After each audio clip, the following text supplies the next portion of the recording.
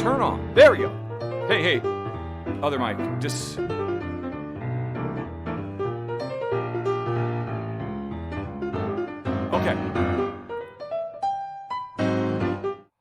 Okay, now I'm getting worried. What the heck? This is it, right? I'm up. Okay. This little microphone has been the most fantastic partner in filming and streaming, probably one of the best investments I've ever had. This is 2 days in a row. I literally double-checked it 5 minutes before I went live. And then I go live, and it's just stopped. I'm hesitant to think it's a hardware thing, but what else could it be? What else could it be? I don't know. But anyway, okay.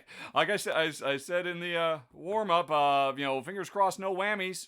Not even 10 seconds in, and we're already at whammies. But that's okay. You folks are very forgiving. I will try to keep an eye on this in case it just goes out again. Because I was just hoping yesterday was a fluke. But, once bitten, twice shy. Fool me once, shame on you. Fool me twice, shame on me. All of those things seem to be applicable to this little microphone right here. Okay, so good morning, everybody. Oh, and you didn't. I quoted the Truman Show. I said good morning, good evening, and good night, and all that, and it hardly matters. It's a nervous mic. I agree, Upstate Tom. What? Black Emperor? Are you saying I have a black screen? What? Folks, is Empress Barrera messing with me? I don't have a black screen, do I? Do I? Anybody? She said yes. Sling. No one else is saying anything. I think she's... Okay. Oh. You're a monster, Empress Barrere. Oh my gosh. Oh, that was scary.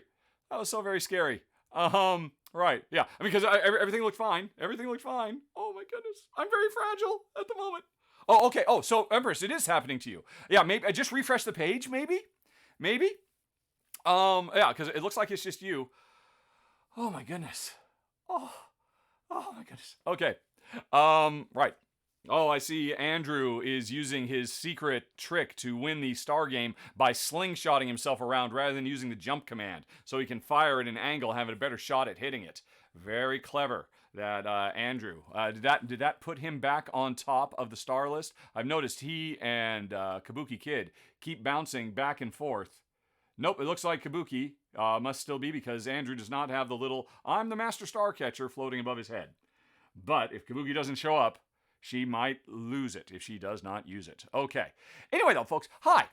That was exciting. What a great way to start. Hello, Eclectic Camel. Hello, Empress. Hello, Danuga. Hello, Andrew. Hello, Upstate Tom. Hello, Nuxden. Hello, Nazgoth. Hello, Duck of Death 5. We don't want to speak of 1 through 4. Crody 77, Traxios, Corn Schemer, Armor Sword, Grey Deceiver, and I think Zeit Punk. And I think I've said everybody's name so far. Denoga and Blue Sapphire and Hero Logic, and I'm apologizing if and Mom Gamer and 101. Okay, I think I've said hello to everybody who has said hello so far. Oh, and Panic Games and Corinthane. Okay, and now I've gone all the way back to the top. Apologies if I missed anybody's name. Hello to you as well. Hi, Hero Logic. Hello, Little Buster 86. I know who you are. All right. I'm still planning on making good, Little Buster 86, I promise. Holly No More, hello to you as well. Okay, what's going on? Well, first of all, thank you for resubbing, Corthane. Good afternoon to you as well. Hoorah. And thanks for all the new follows. Okay, and all right, here's what we're doing today, folks. And I don't know if you've noticed, there's been a bit of an uptick in streaming activity this week, and it's going to continue next week. Let me just tell you right now, what's happening is, currently, I am a Twitch affiliate, which means I make a tiny bit of money off of this whole process. If somebody can stream in a 30-day period for 25 hours and get an average of 75 viewers across that 25 hours, they have the potential to jump up to partner, where I make a tiny bit more money, but I also unlock certain features like group watching tools and stuff like that, that's only available for like the big dogs. And early this month in January, I realized, could maybe do that, because at the end of December, I had my top 10 preliminary of the year, and that had an average of over 100 viewers. And then I follow that up with New Year's Eve, the anticipated games of next year, and that averaged over 100 viewers. And those averages bumped me into the stratosphere. Normally, I've been averaging around 70. Now, to hit this thing, I need to average 75. So, if you're here now, but you don't think you can make the whole trip, that's totally okay. Just leave it on in the background. Don't kill the, according to Ruel, though, if you kill the sound, you won't count as actually watching anymore, but you can lurk and just leave it on in the background to try to bump my stats up. Yesterday, my average was 72. I'm like, no, that's pulling me down. I was only 3 away from hitting the average so that I could get that partner status. So anyway, that's why today we will be unboxing Boonlake, and I will be streaming my monthly podcast live rather than just recording it all by myself. And next week, we're going to be doing 4 streams. The R&R show. Ruel's going to be doing a live stream of Skate Summer. Ruel and I are going to be doing the RVR show, where we're going against each other playing Savannah Park. And I am also going to be live streaming this. I'm planning on doing this on Monday, because I got to record it anyway for the upcoming Kickstarter for Astronite, which is basically the science fiction sequel to Aeon's End. Oh boy. So rather than just film it and keep it to myself, I'll be filming it live. You folks will be able to see the before and after, the behind the scenes, watching me set up. I'll give you the full tour of what my life is like. That's going to be on Monday. R&R on Tuesday. The RV show on Wednesday, and Ruel doing a summer skate on Thursday. And hopefully, once we've done those 4, plus the 3 this week, if I can keep my numbers up, I get that sweet, sweet partnership status, which is why partner was the secret word this week on the R&R show. So, oh gosh, yes, there is Holly No More. It's a really interesting design exercise what they have done to Aeon's End. The size of the box replicates, kind of a tightening and a streamlining of the gameplay experience itself. You'll get to see on Monday. Although if you watch live, of course, there will be no goof checks from Paula, so you'll still have to catch it after the fact to make sure, because I'll probably make a few goofs here and there. I've been known to do that. Alrighty. Ruel gets a heart attack every time he gets a notification. It's like, oh, God, I'm supposed to be on. Nope, you're fine. You're fine, buddy. Tuesday and Wednesday and Thursday, though, we have a date. A triple date with Destiny next week. I'm looking forward to it. Let's see what else is going on. Oh, Heurologic just keeps looking at my precious.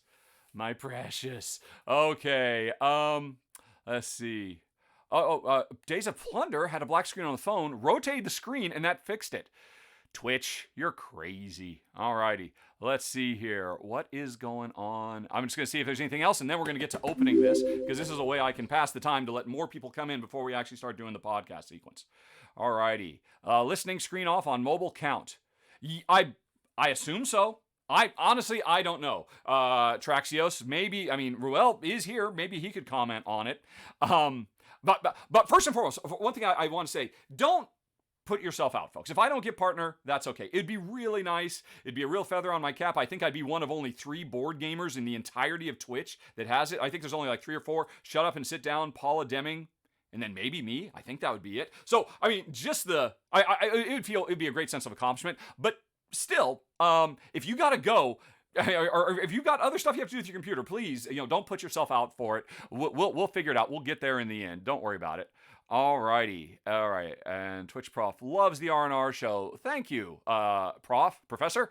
We really enjoy making it. All right. And have you seen they announced the expansion for the Loop? Yes, Days of Plunder. I am very excited about that.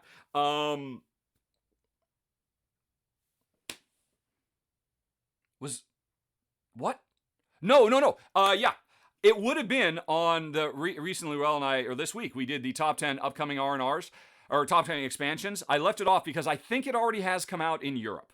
And so it's been announced to come out over here, which I'm very excited about. But that's why I didn't make my most anticipated for 2022, because officially it did come out in 2021. But yeah, I'm super excited about that. All right, no Klingon channels during the live feed. I suppose I could ask Paulo to show up and live correct me. That would be very interesting. Of course, he's got a life, and when I stream, it's like 9 o'clock at night for him, or 8 o'clock in Portugal. What time is it in Europe right now? I think it's an 8-hour difference, right? If I recall correctly. I never thought about that. Paulo doing live Klingon corrections. Interesting idea. That could be good for Ruel doing his live stream too. I'll have to talk to him about that. Seriously, that's an interesting idea. I think you were joking, but that is an interesting idea. Let's see, what else has everybody got to say? Hi, hello, hi. Push for partner. I agree, Ruel. Yeah. A Board Game Geek. No, I looked. Board Game Geek is not a partner. Neither is Rodney Smith. And he's been doing a lot of stuff. So I was actually talking with the brothers Murph about this. They've actually made a push a couple of times to try to get partner. And, they've actually hit all the metrics. But then Twitch says, well, we just don't think you're ready yet. So even if I hit the metrics, there's still a chance that they'll say, well, we're really only about video games here. Your whole board game thing, that's fine. Some people say Paula, in part, was able to hit it, Paula Deming, because half of her channel is devoted to video games. She does board games, but she does more video game stuff. Shut Up and Sit Down, of course, they just show up, and everybody says, here, you're very popular. We will bestow upon you this thing. But yeah, very few. The only I found was Paula and Shut Up and Sit Down. I might be missing a few here or there, because I'm still new to Twitch as well. Alrighty, you will find out who wins the giveaway from this week. What was the giveaway? It was, I don't even remember what it is now. What was it? Who was this? Oh, it was Galaxy Trucker. You will learn that. Who was asking this?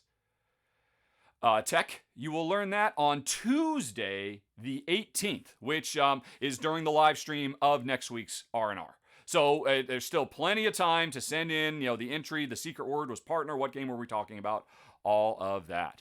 Does he speak in Klingon? Nochnek is all I have to say to that, which I believe is just Klingon for hello. Kapla, which is Klingon for congratulations. That's all I have. Nochnek and Kapla. Alrighty. All right. Thank you, Mom MG, for. I feel so weird calling you Mom. I want to call you MG, but then I just see the word Mom, and it's just so comfortable. Thank you for lurking. We will get there. All right.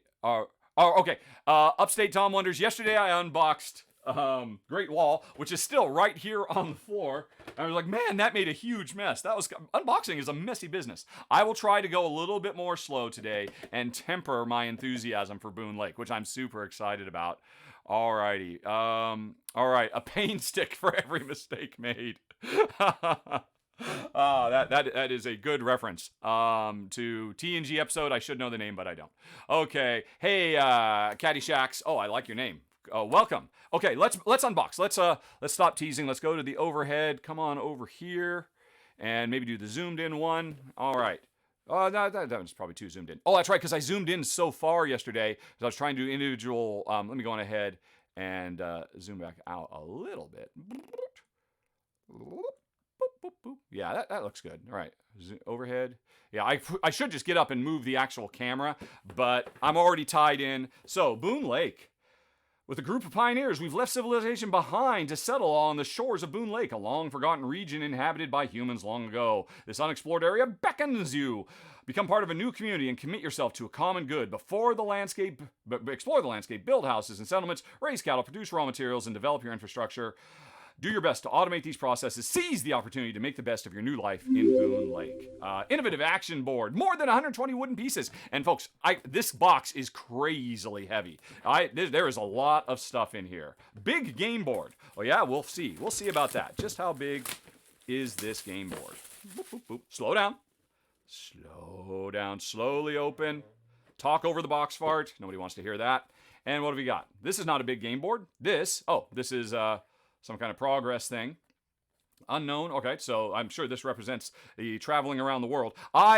Boonlake is from my second favorite designer of all time. I'm going to call it Alexander Pfister. It's only eclipsed by Stefan Feld, and he's coming hard on Stefan. And so I just know this game is going to be great. I haven't really looked into it too much. I know a little bit about it, and apparently we've got things to punch out here. Isn't that something people do when they do this? They actually say, oh, how's the punch? The punch seems pretty good. I don't feel any hanging chads, so that's pretty nice. I don't know what that is. This is a whole bunch of little people. Whee! Following the Eric Martin form of boxing. Or nope, Eric doesn't even listen to that. So you've got your regular peeps, and then you've got these. What is this? Is that some kind of Smurf, I suppose? I'm not quite sure what that would be, but I assume something. And then we got Hal.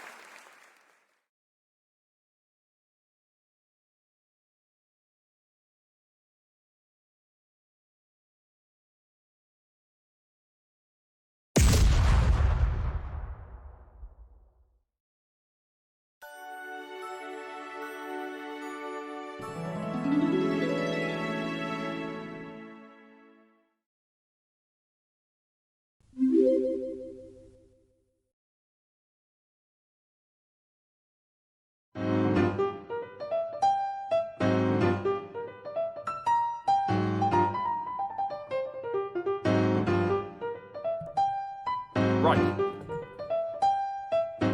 Wow, how long was I gone, folks? I'm sorry. Although, what a brilliant way to get my attention. Throw bombs in my head with the stickers. Thank you. I just thought, oh, that's very nice. People are, doing. Nope. And I look up and, oh my gosh, how long was there no audio? Wow. So, what could it be? Nothing happened. If nothing happens, if nothing changes, it's got to be hardware, right? It's got to be some kind of physical connection that's like starting to fray. What else could it be? Are you serious? Was I silent for 5 minutes? It happened when I used the green screen. Well, I mean, the green screen is just always active, though. For 3 minutes. Oh, I'm so sorry, folks. Folks, if that happens again, just start blowing stuff up. Everybody go down to the stickers and just start using that boom, and I'll notice, oh my gosh, why are people blowing up? I've gone quiet again. Wow. What could this be? At this point, I'm thinking it's time to maybe just like do a whole reinstall because I don't know what else to do. I'm really sorry about that. Oh my gosh. You did it. Congratulations. Wow. Yeah. In the future, folks, just blow up everything. All right. So, wow, you didn't hear me talking about cows or anything? Oh, geez. Yeah. Bring those bombs. Blow this place up like it's the 4th of July. Let's rewind a little bit. Oh my gosh. What the what? Or, it's like some kind of hardware interrupt issue? I don't know. You missed the cow talk. No worries. Thank you, everybody. Okay, now I am heating up. I am literally embarrassed. Oh, my goodness gracious. Okay. Let's, diddly-doo, rewind a little bit. I guess I'll edit that portion out when I put this on YouTube tomorrow. Oh, I'm so sorry. Okay, anyway, one thing is, I thought for sure, oh, are these like small children that can maybe fit in the canoes? But it turns out, no, they're cows. I learned that in the rule book. I started popping these. I mentioned everything pops really smoothly. What fixes sound? Okay, Brenner, what I just done to fix the sound is, out of panic, I'm literally just unplugging and replugging the USB cable and, hitting the power button on it. And that seems to fix it. It kind of like shakes it up. I'm going to turn it off right now. And now I'm back on. So I don't think probably hitting the power does anything, particularly because, it gets power for USB anyway. So it's literally just physically unplugging it and plugging it back in is bringing it back online. So that's less hardware. That's software, isn't it? Isn't it? Or, I don't know. This is on a very old, to be fair. Let's see, can I actually show this to you? Will it reach? You can see, here's the USB cable, and then there's another USB cable. I've had this USB cable, it's an extender, into the adjacent closet where the computer is. And, maybe this is starting to go bad. Maybe there's a bad connection here. When I look up, I see that, when it's going quiet, the power, there's a little power light on the mic, and it's still on. So yeah, maybe, it's not a laptop yellow band. It's a full HP, desktop. It's a fairly nice one. Not super nice, but a pretty nice one. Is it an active USB extension cable? No, it is not. It is not a powered USB cable because mics don't need a lot of power. I guess that might be something to do. I've never needed it. The cables I use for my cameras, those are active powered USB extenders because those are more expensive and because I'm doing a lot of, but I've never needed it before. It's just yesterday, first time in the today, it's just happened twice, randomly. What makes sense, Brent? Oh, you're saying it makes sense that, maybe I just need to swap these cables or get a new cable. I am sorry, Eclectic Gambler, you are not a valid hug target. I would certainly give you a hug if I were here. How long is the extender? The extender it's probably 15 foot, I think, would be my guess. I got it on Amazon 3 years ago and I set all of this up when I moved back to the States. Yeah, I don't know, maybe there's some corrosion on it or something like that. That seems like, the more likely thing. And to be fair, actually, Brenner talks about, did they get dropped a lot? Here's the deal. That right below me, if I could pan the camera down, you would see there's just an ocean of cables right below my feet. You may notice sometimes when I'm streaming, I'm like, I'm just kind of tripping over them and stuff like that. I'm always worried. So yeah, maybe that's what it is. Maybe I should just go on ahead and put a powered extender on it, or maybe a shorter one, because honestly, it doesn't need to be as long as it is. But yeah, I think I would blame the cable quicker than I would blame the microphone. That certainly seems to be appropriate. Yeah. Okay. Anyway, though. Sorry for the interruption, folks. We were unboxing. We were showing all kinds of stuff. But, I'm glad I heard it because I was just about to get to the most important part. This is the heart of the game. This is why I'm so excited about it. And you didn't hear me say that. Oh my gosh. Bring those explosions. That was brilliant, whoever thought of that. I think multiples of you did. Alrighty, going back to zoomed in. So, this is the action selection board. We have all of these tiles. There are a bunch of them, I believe. Where do they sit? Do they sit like this or something like that? No, it must not be these ones because these don't seem to fit. Right? Oh, it's these ones. These. I don't know what these are. Maybe these are objectives. I don't know. This is the game. You got all these things. You shuffle them up. These are actions you can do on your turn. Oh, and let me go on ahead and unpin that message. You put these in here. And on your turn, you are going to pick one of these tiles and do whatever it says. This is the whole crux of the game. Looks like they're... nope, okay, yeah. So there's all these. Now, these ones cost you. You'll lose victory points if you choose these ones. So you probably want to choose one of these. I don't know what this... I assume this has something to do with the river. I know there's a river in the game. So I choose to do this action. I get to do this, and everybody gets to do this. Then it goes to the bottom. Everything else slides up, and now it's expensive to do that if you want to do it. This is so cool. Ever since I first saw this, I'm like, okay, this game is going to be amazing. I just love this idea. Really brilliant, clear, simplicity, lots of really interesting decisions to make. Every move I make affects me and everybody else and future turns. This is good stuff. This is the bomb. I don't know what any of these actions do, but I am very excited to learning about it. All right. So then we keep on going, not in silence. Okay, yeah. So lots of tiles. I think I mentioned when I was silent that these pop out really nice. They don't leave any hanging chads for 2000 election results fans. So these all look very nice. I mean, they're on the player boards. There's something about the hexes. The player boards probably tell what our hexes are like. We've got more of these things, more of those things. And finally, at the bottom of everything, let's pull an Eric Martin and get all of this stuff out of the way, shall we? Oh, bye-bye. Whee! Whee! Whee! Okay, get all that gone. And let's put the board out. Alrighty. Out of the way, you. Welcome to Boonlake. I don't know what the big flower means. And there we go. That is a nice, colorful-looking board. Obviously, all these tiles end up going on there. I don't know if... and I see 2-player, 3 players, so there's spots like that. I know this river has something to do with tracking the progress of the game. And you notice is probably, how far you move on the river is dependent. That's another thing that you're choosing when you're grabbing those action tiles. So that's it, folks. That's my unboxing, which I did a terrible job at because I couldn't hear that everything went quiet. And, yeah, how'd you like that? How'd you like them apples? Okay. Am I still... All right. I'm just going to keep... I need to make this section bigger so I can just see. Because I can see, a little audio tracker of as I'm talking. And when you guys got my attention, I looked and it was frozen. I now need to keep my eye on that. Even more than I keep my eye on the chat. Oh my goodness gracious. Is it hot here? Or am I just exploding with technical gaffes? Okay. Why isn't it Boone River? That's a really good question. Was there a lake on here? Eclectic Camo? Boone River. Yeah, there's no lake. There's like a tiny little pond here. And I guess maybe it starts up there. I didn't go back to the overhead. So maybe it starts up there. But yeah, they could have called it Boone River. And then everybody would have been treated to me singing a offshoot of Moon River every time I play it. So maybe that's why. Maybe in playtesting, too many people just started belting out Moon River. And it's like, enough! We can't handle this. But we've invested in the Boone. Let's just switch it to a lake. Can we put a lake on the board? No, it's too late. But we don't want to hear Rahdo singing Moon River. All right. Yes, it is definitely not very lake-like. But like I said, maybe the lake is just off the board. Maybe, who knows? Oh, wait. Oh, there were cards too, right? Did you folks want to see cards? That's part of unboxing. Let's, you know what? I don't have to go back over. I can just go on ahead and put the cards on the green screen. Here's a blacksmith. And a watchtower.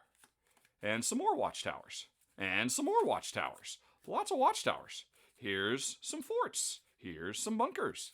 Here's some statues. More statues, more statues. Here's a general store. And more general stores. Here's a paper-making site. I don't know what any of this means.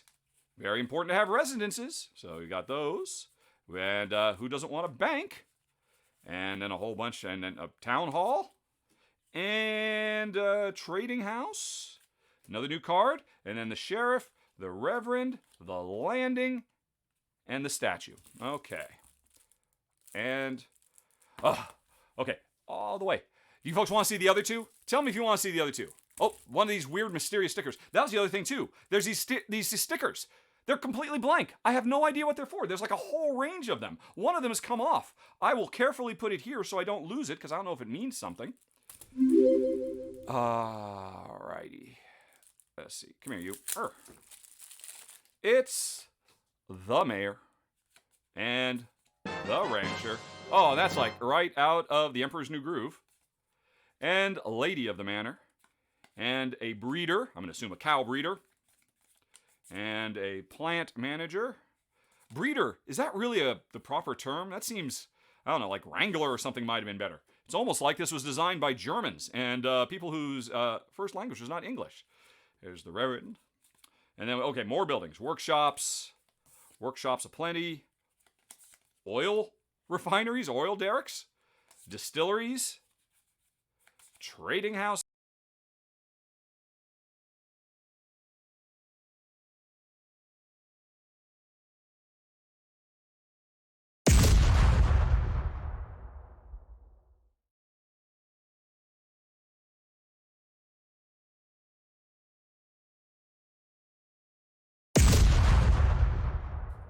Okay. Wow, I'm back. What could that be? This is going to make this... Well done. Bombs away. That definitely got my attention. Yep, and all I did is I just unplugged the USB and plugged it back in. Not a good time for you to be doing this microphone and or cable the week that I am actually...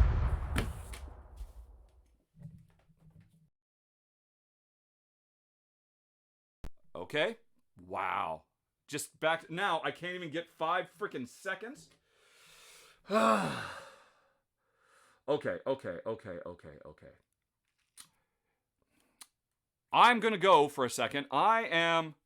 Maybe this is on the other end. I mean, another thing, these all go into a combined USB box on the other side. I'm going to take this cable out and I'm going to plug it directly into the computer. The green screen camera is on an active USB extender. Oh, that's interesting. Yeah, okay. Well, you know what? We could say we're done with the green screen. Okay, there were some more cards. We're not showing any more cards. Okay. Right, let's see. Right, so in theory, Windows will just be able to handle this and just swap over. I'll be right back, folks. I'm going to swap the unactive, the passive, whatever, the unpowered cable with a powered cable, which means I will not have green screen, but I won't need it. Hang on, we'll be right back. Thank you for hanging with me, folks. We will make partner. Talk amongst yourselves. What do you think of Boonlake? Be right back.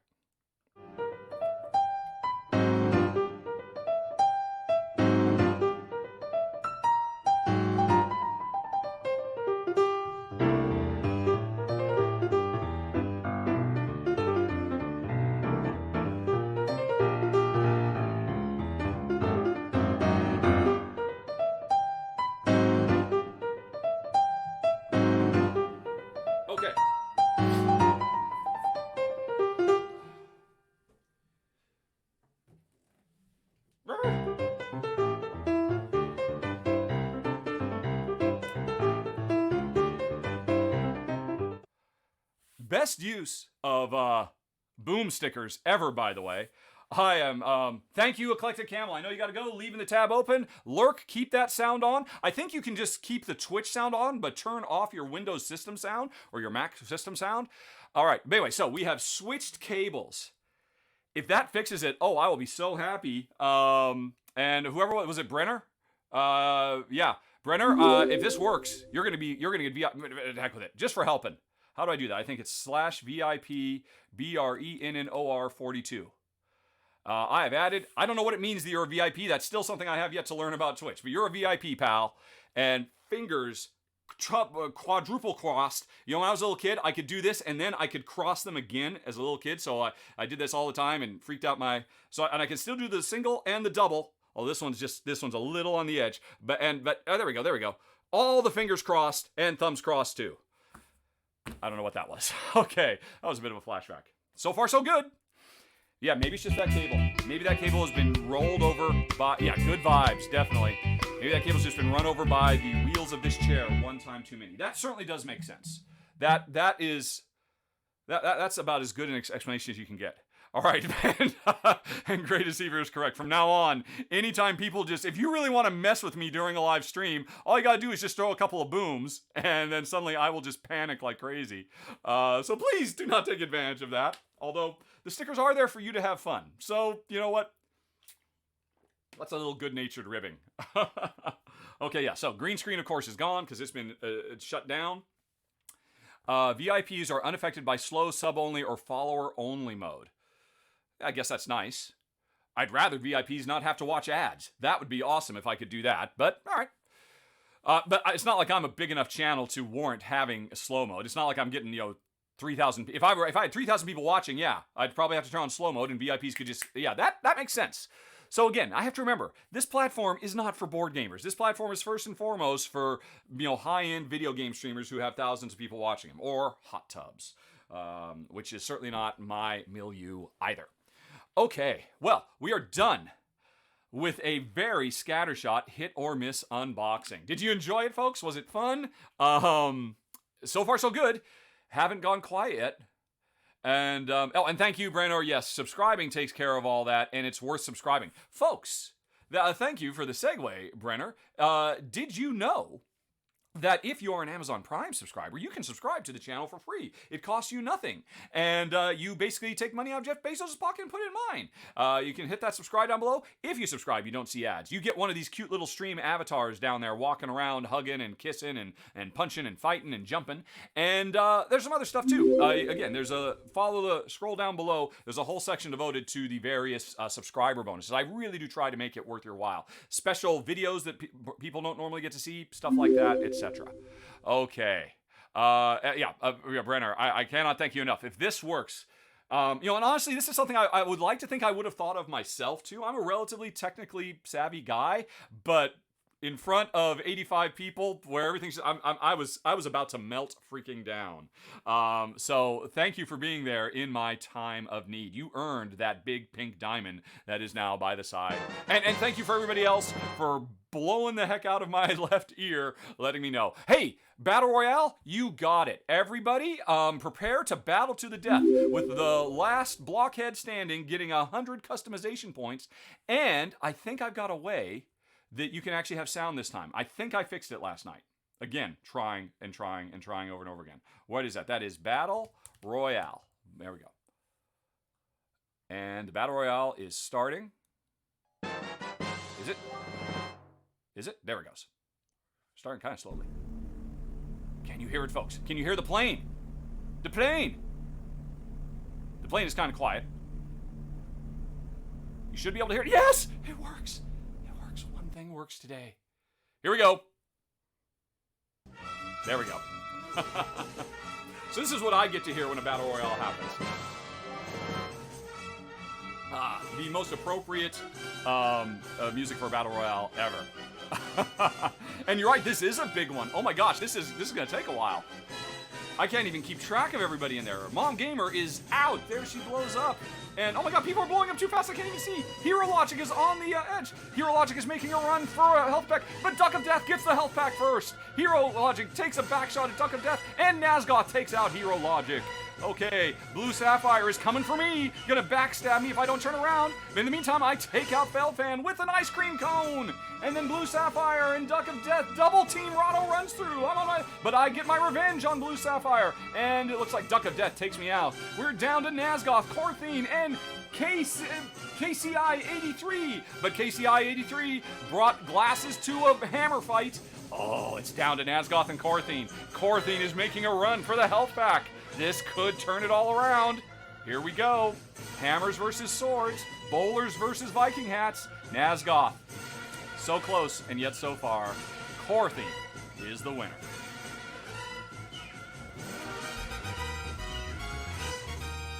Alrighty, there we go. How was it? Was the music fun? I enjoy it. Okay. That was...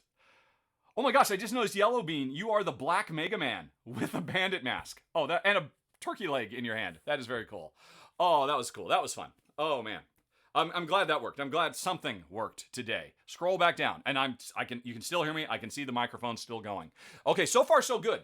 We've gone now for 5 or 6 minutes as it hasn't died. I say it is time to retire this cable. Sorry. It's no name. There's not even a manufacturer, so it's just some generic no name cable. You served me well for 3 years, but you're dead to me now. And okay. Right.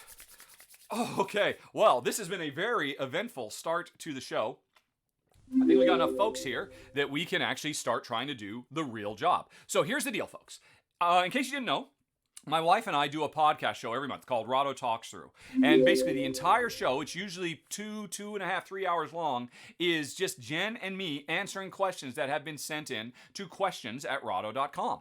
And there's game-related questions that I answer in a first segment. It was just me because a lot of game questions, Jen just, she doesn't have any response to, well, what do you think of this designer versus this designer? She doesn't care. So, there's usually a few game questions that she can answer, so we set those aside. She comes on mic and answers those. And then we do a whole bunch of personal stuff. Stuff about our chickens, stuff about TV shows, stuff about food, stuff about our background, our relationship, all kinds of things. And Jen and I have already recorded the personal section for this month. So what I haven't done yet is done that game section. So that's what I'm going to do right now. I am just going to, let me go ahead and bring it up. Where is that? Where is it? It's this one right here. Right, so this is a Word document where I've just taken all the emails and put them in. I'm just going to go through these one at a time. And here's the interesting thing. This month, it was like the lowest number of emails that came in to questions@rahdo.com. And so it's going to be a shorter episode than most. So actually what I'm hoping for is let me bring that into the foreground so after I make it through all of this stuff, you can see there's really not that much. If you're still here, I would like to then continue the Q&A and turn the questions you ask, and I'll answer them, into part of the podcast. So, we have a decent amount, because actually the personal stuff, there was a lot of personal questions. That went for an hour and a half. But I think this is maybe like a half an hour, 45 minutes worth of questions. So, I mean, and often this podcast goes for over 3 hours. So we're going to go through all of these. Hopefully there will be some thought-provoking stuff in here. I really don't remember anything. I just transfer these over as they come over. I'd like to try and be spontaneous wherever possible. But anyway, after we get through with them, please start asking questions yourself so I can keep on going and get a little bit more content for the podcast. Plus, I got to be here for 2 hours because, remember, I got to hit that 25 hours for the entire 30 days. So I got to do at least 90 minutes to 2 hours today. So after we're done with this, we will stick around. We'll do some Q&A, and hopefully it'll be fun. And yeah, makes sense. Hopefully that's all cool. Let's see. Let's come back. Did I miss anything? Music is fun, awesome. The music makes it. Oh, I know, it so does. When I first started playing with it, it's kind of a bummer. The music keeps playing after the fight is over, and it overrides the victory music. Hopefully that's something they'll clean up, but still, it's just too much fun. Over time, I might have to get some other. But what is more iconic fight music than Alexander Courage's Star Trek theme? Star Trek fight theme. I mean, if you folks can think of some that I might would put in instead, because I could totally mix it up. But that is definitely fun now that it's finally working. All right, when I spun that cable, are you serious? You could actually see a crimp in it? Oh my gosh. Well, you've got better eyes than me. I'm here in person. Actually, you probably do have better eyes than me. My eyesight is really starting to go. I'm 52 years old, and I was so close to doing LASIK. What was it, 2 years ago now? Jen and I, we had couples can come in and get a big discount. And we both went in. Jen had hers first. I was scheduled to do one, but then I delayed because Jen has now had 2 years worth of problems. She has had her eyes re-lasered 6 times. She had the 6th revisit just last week, and she's hoping this time she will not have to go under the laser scalpel anymore. It scared the crap out of me so much that, where are they? Normally, I have a pair of reading glasses right off camera. I almost never have to use them, but sometimes I do. And sorry, that would be part of the personal section of the podcast. But anyway, when we get to the questions, by all means, game-related stuff, because the personal stuff comes later, and I don't have to edit a bunch of stuff. We'll worry about that later. All right, let's see. Anything else? I'm using a 15-footer. Yeah, I'm pretty sure it's 15. It might be 12, but I'm almost positive it's 15. It wasn't like a 25. I know that. It can happen with cables over 10 meters. Yeah, I mean, this seems to be pretty proof positive that it's that cable. It's not the microphone, which was my gut response, and that cable is no more. We shall not speak of it. All right. Twitch is Q&A now. There's less reason to ask questions for the podcast. That's a good point, especially because I have been putting all of the Twitch content into the podcast. That might have, and it's okay. I mean, there are definitely enough questions that came into questions at Rahdo.com. But more, the more questions people ask, the more content I have for them. Sorry if I missed anything else. Have I missed anything else events-wise? All right. Oh, we had a hype train. I didn't even notice we had a hype train. I was so freaking out about everything else. Wow. Okay. Right. Thank you for following, everybody. Thanks, G Maverick 19 for subscribing, and Crody 77, and a Gaspode 10, or do you prefer X? Gray Deceiver resubscribing, and Oh, and then people trying to get my attention with bits. I very much appreciate you trying to get my attention with bits when the bomb option was available for free. But thank you. I mean, those bits get us closer to unlocking another run through too. So, phew. Oh my gosh, you are 100% right. Mortal Kombat! Dun dun dun dun dun dun dun dun. Oh my gosh, yes, that will have to go in the rotation. I'm not saying when, but sooner or later there will be a battle royale where we will test our might. Oh man, that's in my head now. I love that song so much. Anyway, cables die before the equipment, totally. And like I said, it's everything. It was definitely in the line of fire. I weigh, 215 pounds sitting on this chair. All of that just punched down into one little rolly wheel, has rolled over this thing multiple times. I guess it's surprising it lasted as long as it did, quite frankly. Okay. Mortal Kombat. Nothing to do with anything, but I was a junior designer on Bubsy 3D. And it's a dumb little thing, but one of my most favorite things that I contributed to that game, because I just came in late to development, I worked on some of the bosses and stuff like that, but we had unique splash screens for the loading screen for every level, and one of them was, one of the boss fights, they didn't know what to call it. It was a boss flying around on a calculator, and what should we call this? Because everything in Bubsy was puns, and I said, well, obviously, we should call that Mortal Bobcat. And I had to explain what it meant to my elder designers because they didn't get the reference. But oh man, that is still something that's in Jen's and my lexicon. Sometimes Mortal Bobcat for no reason, and nobody knows what we're doing. Sorry, that was another little bit. I should be saving that stuff for the trivia on the R&R show. But anyway, okay, X as in X-Files, purely because Gaspode was gone. Okay, now that's an X-Files reference I do not recall. Oh man. Anyway though. It's time to go. It is time to answer questions and answers. Let me make sure these are up. Okay, folks, so here is the deal. While I'm actually doing the podcast, I will not be able to do back and forth with you. I'm going to have to, I'll be listening for more bombs if something goes wrong, and I will pause the podcast. But otherwise, I'm just going to go through these questions as if I was recording a podcast. You folks get to listen. You folks get to think, well, that's ridiculous. Why is he saying that? And when that section, when I'm done with it, then we'll come back and we'll do Q&A, and that stuff will go into the podcast as well. Sound good? Okay, later days, Goblin. I'm glad you were here, and talk to you later. Okay, everybody. Everybody else who is sticking around, hang on. We'll be right back. Oh, where is it? There we go. What is that? Don't care about that. All right. Oh, shoot. What is the episode number? I need to look that up. Podcast.rahdo.com. We are on episode... Come on. R&Rs. Episode... Why am I not seeing this? Why am I blind? Too much stuff on the Rahdo Runs Through channel now. Okay, go to YouTube. All right, hold on a second, folks. I wasn't quite ready after all. Coming back. I need to know what episode we're on. DTT. Most anticipated Rahdo rounds up. R&R show. 79. Oh, episode 80. This is episode 80 of the podcast. 80 months I have been doing this now, which is amazing to me. Okay. Starting over. Where are we? Everything okay?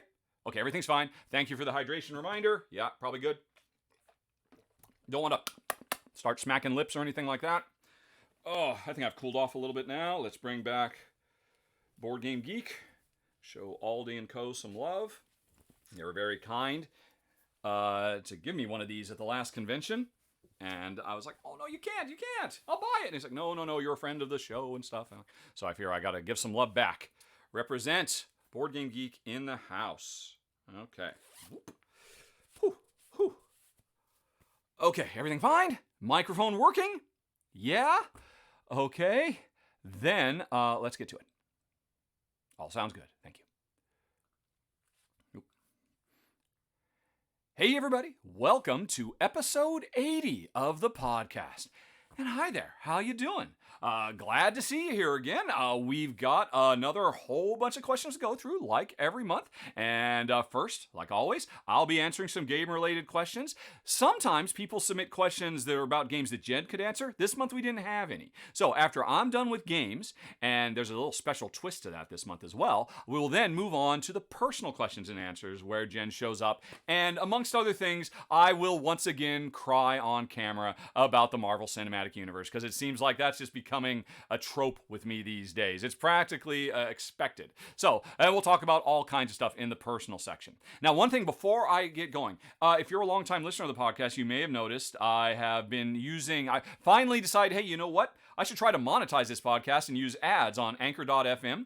And if you are sick and tired of hearing those ads of me saying how great Anchor.fm is, because okay, no one's paying me to say this. It is really excellent. It is such a fantastic platform. It just makes it easy for anybody to just, with a smartphone and nothing else, start and make a professional sounding podcast for free. It's a loss leader for Spotify, I think, is the way all that works. All right, that's not part of the ad. But anyway, if you're sick and tired of me mentioning that in every episode, what I recently started doing is, for Patreon backers of the show, I am now putting every podcast episode, every R&R audio episode, everything that goes on the podcast channel is getting duplicated on the Rahdo Patreon podcast, which for $1 a month, which is the lowest level you can back me on Patreon, well, you'll get voting rights, for what games I'm going to cover in a given month. You'll get the micro badge that appears on Board Game Geek, but now you also get to hear ad-free of everything that goes on the Rahdo Talks Through podcast. So if you're just sick of those and you have $1 extra a month, you can back on Patreon and subscribe to a different podcast feed that gives you all the same stuff without the ads. So I just started doing that just this month, and to start out 2022, just wanted to let everybody know. But with all that out of the way, let's actually get to the questions, because folks, this show doesn't exist without you. So please send more questions to questions@rahdo.com. And with that out of the way, we've done our business. I'll be right back. And I pushed the wrong button. And I'm editing all this out after the fact. Oh, I hate editing. All right, I'm going to get another drink of water then, because I messed up. Oh, that's fine. Hold on a second.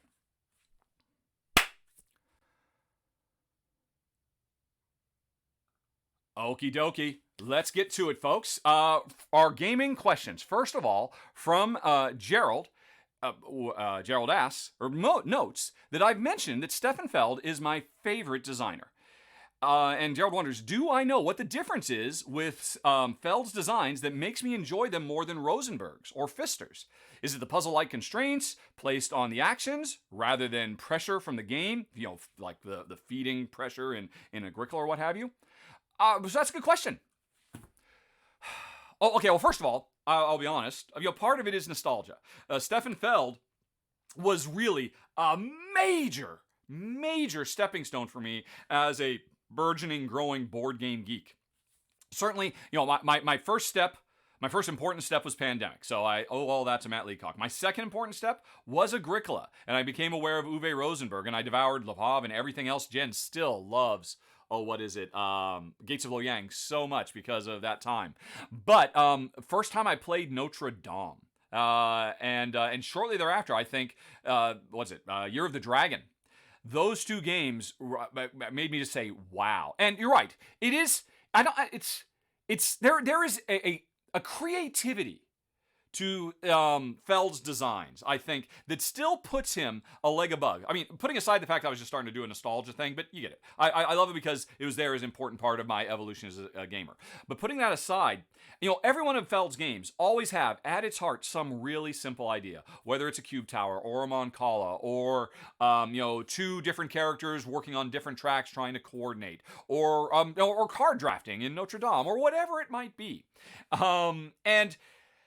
But he always approaches them in a way that I have not seen before. When he did Amerigo, Queen Games had been trying to get to designers to do something with cube towers for years after Shogun and Wallenstein, and they'd failed. And Feld comes along and said, I think I can do something new with it. And he does the exact opposite of what anybody would expect. That was a game that was basically replacing dice, and he turns it into an action selection mechanism. And that was so brilliant. I don't know if other designers would have approached it the same way he did. And I always feel that way whenever I experience a new game of his, unless it's like a revisiting Burgundy into card form or something like that. But whenever I revisit a truly new game of his, I'm always surprised. Whatever that core idea is wonderful.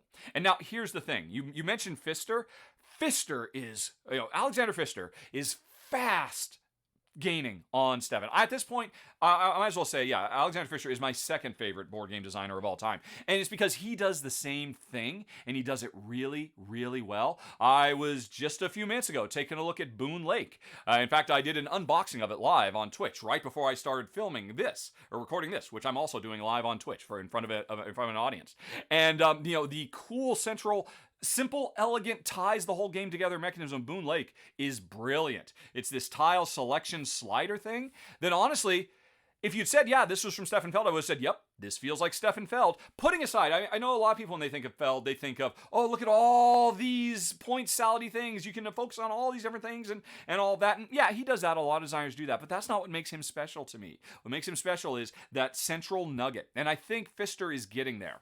And now what Pfister has over Feld is a much stronger sense of theme. I mean, don't get me wrong, I tend to look at Feld's games as fairly thematic Euros as well. What was the last big one before, what was it? The thing about the gnomes and setting the fires. Oh, that's driving me nuts. There's an expansion for it now too. Anyway, that game, to me, it felt very thematic. I think Aquasphere feels very thematic, but Euro thematic. Pfister goes a little bit further, especially when he's given the opportunity by publishers to actually put in little narrative campaigns. I know not everybody likes them, but I love them. I should have looked in the rulebook for Boonlake if he did that there.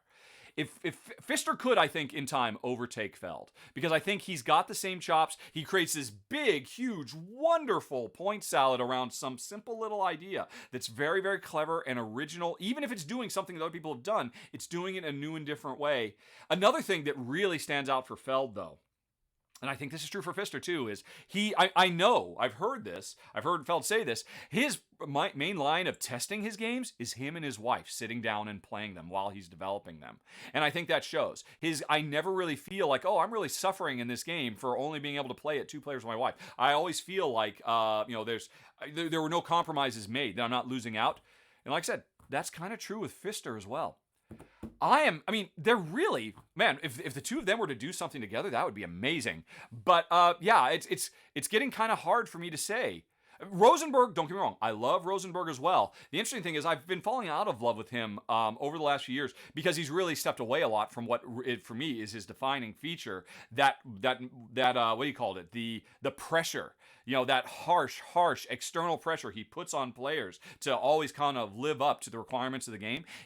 As he steps away from that and makes his game more laid back and easygoing, I found I've still enjoyed them, but they haven't been quite as compelling for me.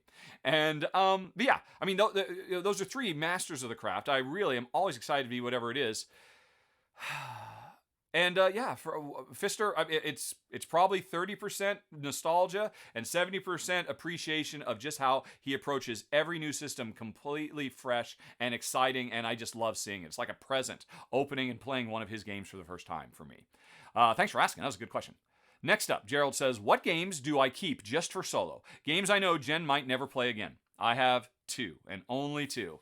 They are Space Hulk Death Angel which I absolutely love. I mean, that game is everything I should hate about games. It's roll to resolve. It's kind of Ameritrashy, theme over gameplay, but it has really good, solid gameplay chops as well.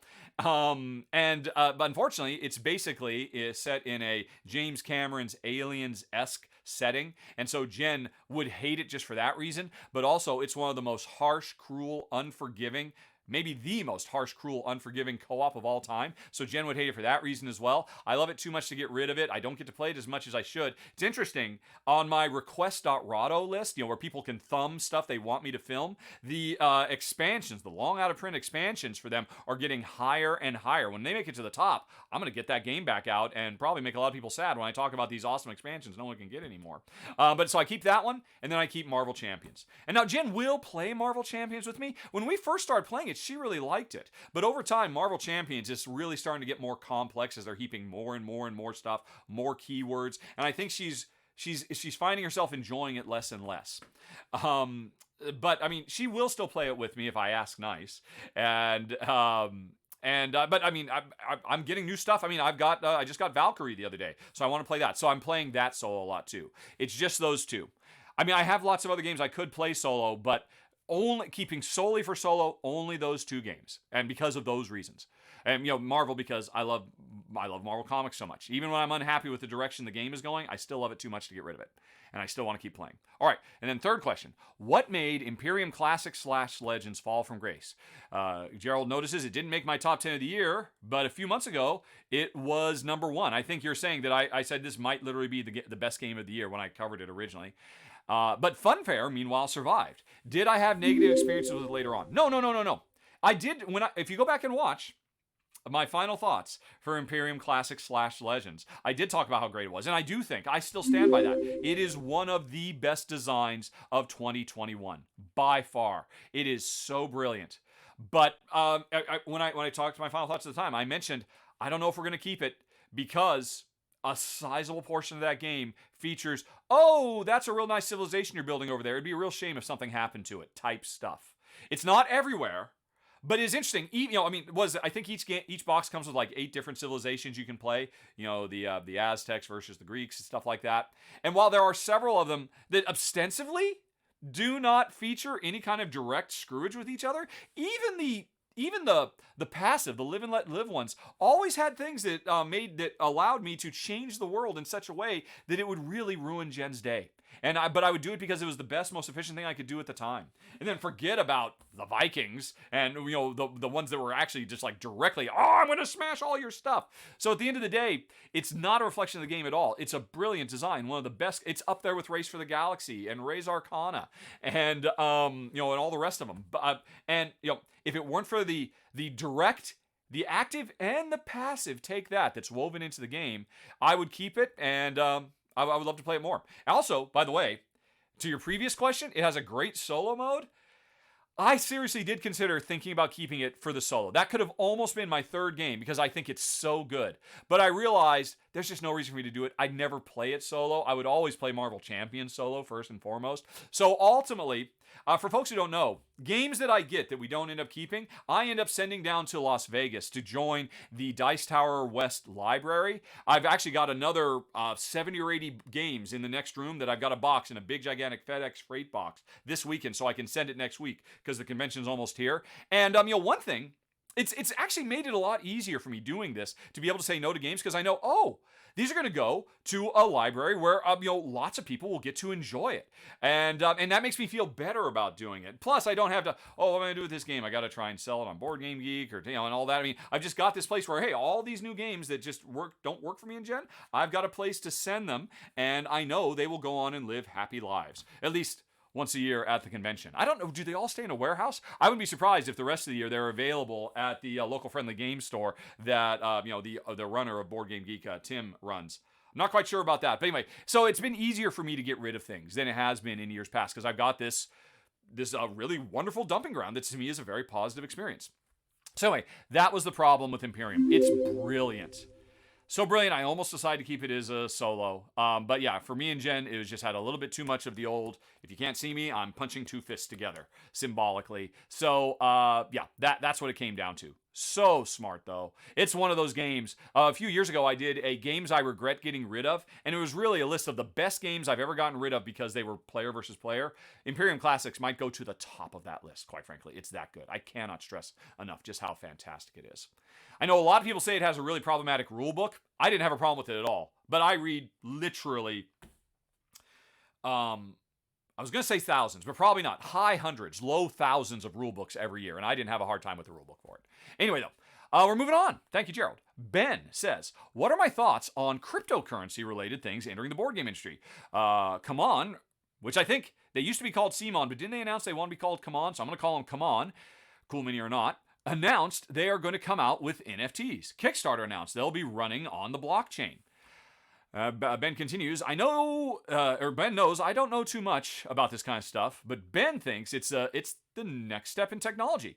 But a lot of people in the board game industry are hating on these announcements and can't, according to Ben, provide solid arguments why. Environmental impact seems to be the biggest argument, but as far as Ben's concerned, that's a non-issue because stuff coming out, that cryptocurrency is switching to greener ways. Not all cryptocurrency is bad for the environment. So what are my thoughts? You're right, Ben. I really don't know too much about it. Probably the majority of what I know about NFTs and cryptocurrency, I've listened to a couple of podcasts where, pro and anti NFTers have gone at it and said, well, this is bad. And said, well, you don't understand. That's a simplistic view and, blah, blah, blah. So, I've heard that and kind of most of it went in one ear and out the other.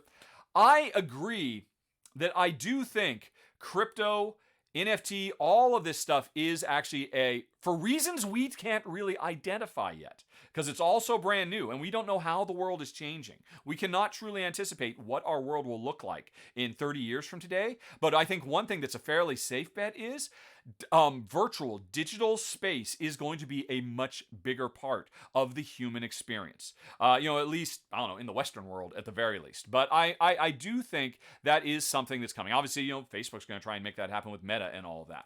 I'm not saying we're going to become Ready Player One or anything like that, but I do think that's a big, big part of the future. And obviously, I think this whole push for blockchain is a fundamental scaffolding that the future of our relationship with technology is going to get built on. And yes, there is no choice about it. Right now, it is an ugly, dirty scaffolding. What is it? Ethereum consumes as much power as Slovakia or Lithuania. I keep hearing quotes like that the stupid mining system that they came up with, because what was it? In one of the podcasts, I remember them talking about how, originally the developers of Bitcoin, they came up with this workload system because they thought that would be a way to throttle it, because it would take so much energy to produce this currency that it would never really, explode in popularity. And they fundamentally just misunderstood what server farms would pop up in frigid climates to keep all the servers cool, just how much people would invest in it. And that was like a fundamental misunderstanding. But as I understand it, I forget, proof of service versus proof of stake, something like that there is an alternate way it can be done. And that's the way it should have been done from the get-go. And Ethereum is going to switch over to the other mode. I think that's what you mentioned. Yeah, Ethereum, which is the basis for NFTs, most NFTs, is going to switch over to the cleaner option. I'm sure they're working on it now. I'm sure it's a very big, complicated process that I couldn't possibly guess. But I do not think the people behind Ethereum are literally evil. I am sure they're like, can we please do this? We want to help the planet. So that will happen, at which point, as you say, the environmental impact will largely go out the window. Interesting thing, too, all this mining is happening regardless of whether NFTs are happening. It's kind of like, every day planes fly, the route from LA to Dallas, whether they've got people on those planes or not. Just because you bought a ticket doesn't suddenly mean that, now there's a carbon impact to this plane. That plane was going to fly regardless of whether you're on the plane. The same thing is true. That Ethereum is going to be mined regardless of whether you buy a limited edition, a cool mini or not, virtual avatar or whatever it is they're doing. I don't even know what they're doing. So, and that's not an excuse. It is the reality of it. The stuff is going to shift over to be green. And I do think long-term, this is important. This is important as a way to empower creators. Because, certainly one of the big advantages of NFTs is if somebody makes something, they can imprint forever their name on that. And as that virtual good changes hands and gets sold, a portion of the proceeds can always go back. Because if there's one thing the internet has proven, it is cruel to artists.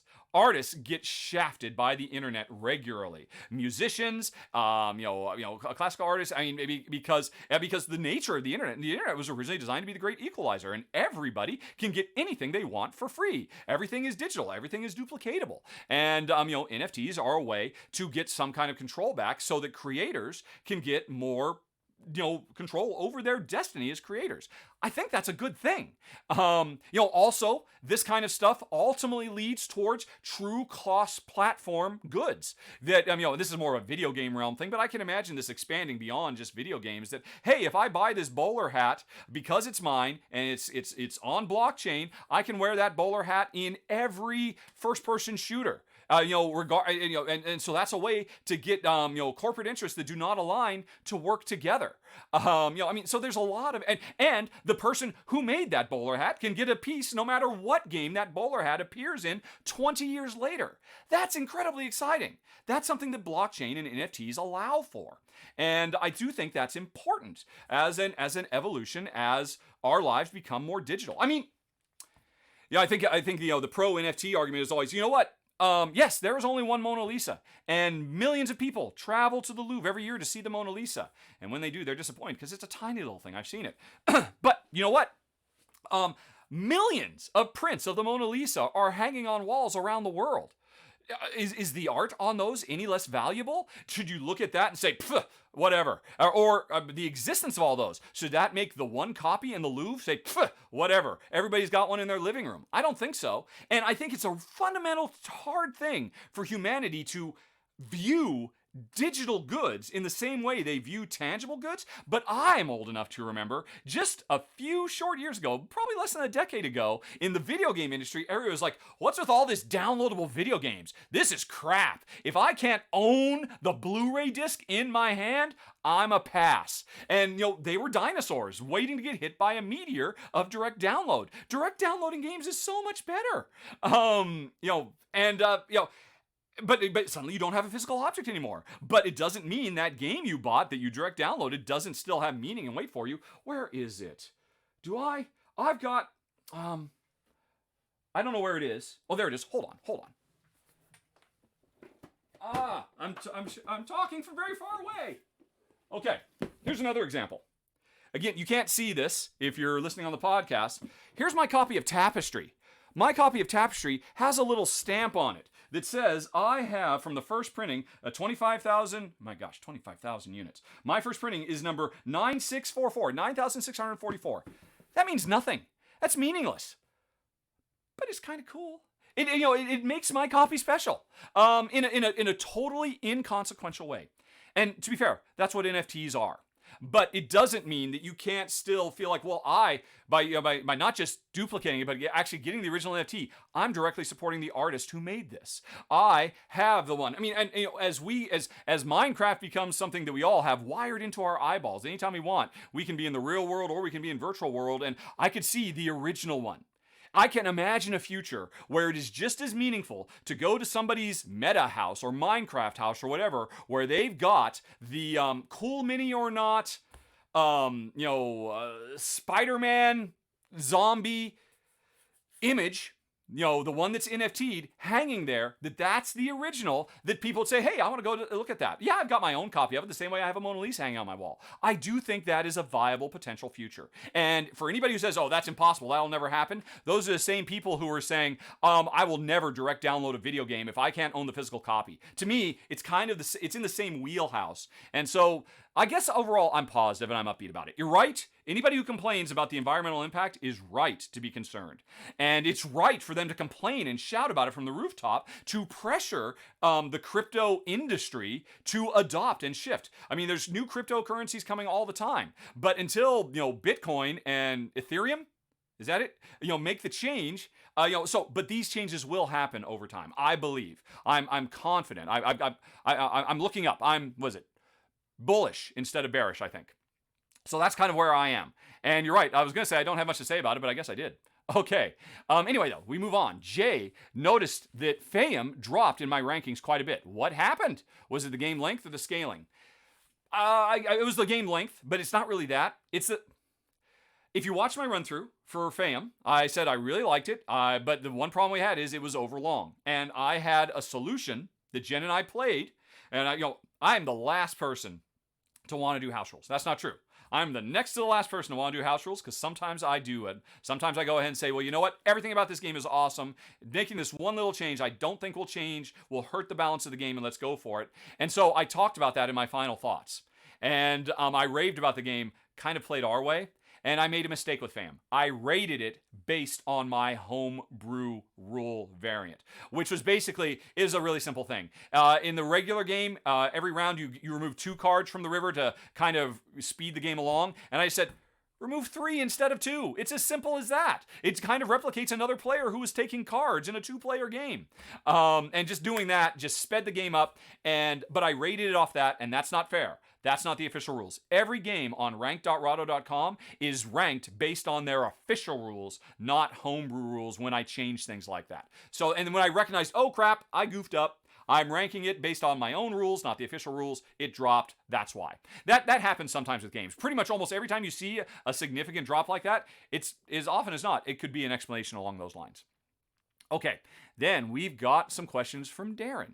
Darren says that I said in my top 10 of 2021 video that Final Girl interests me, but Jen doesn't like the theme, so it was a non-starter. Darren then adds, it's a solo game. It's solo only. So I would not be playing with her anyway. So in that way, her thoughts on it don't matter. Or do you only play solo games with her as co-op when you do cover them? No, you're right. I had no freaking idea, Darren. I am embarrassed as all get out. Because isn't it kind of like a spiritual sequel to those hostage negotiator games? I did cover those solo. I thought they were great. I didn't keep them, as I mentioned earlier. There's only 2 solo games I keep in the world, but I really enjoyed them. And now I very much want to try Final Girl. The only reason I dismissed it out of hand because I thought it was a co-op game, but I didn't realize it was solo. And if I'd looked a little bit closer, I would have. Yeah, because I really dig the idea. An empowered woman. The last girl trope. Fighting back, taking control. I suspect it'd be great. And again, the hostage negotiation solo games were great, and I think this is from the same team. I believe. I could be wrong about that. So yeah, I am pro Final Girl, the board game, and I would love to give it a try sometime. I was just a dummy. All right, next. Darren points out that I've said twice in that same video that I got rid of Sleeping Gods because it's a campaign game and I don't have time to play those. And if I did have time to play campaigns, I'd go back to Gloomhaven. And that's right. I believe I said words to that effect. And then Darren continues. And the second game I would play would be Seven Wonders because I've got all the bells and whistles for it. And then Darren points out, I said Seven Wonders twice. Did I mean Seventh Continent? Or does Seven Wonders have a campaign? No, I was a total and complete idiot. Believe me, I got so many comments on the YouTube version. What are you talking about? What's the campaign mode in Seven Wonders? We have to know. That sounds amazing. And like, nope. I meant Seventh Continent.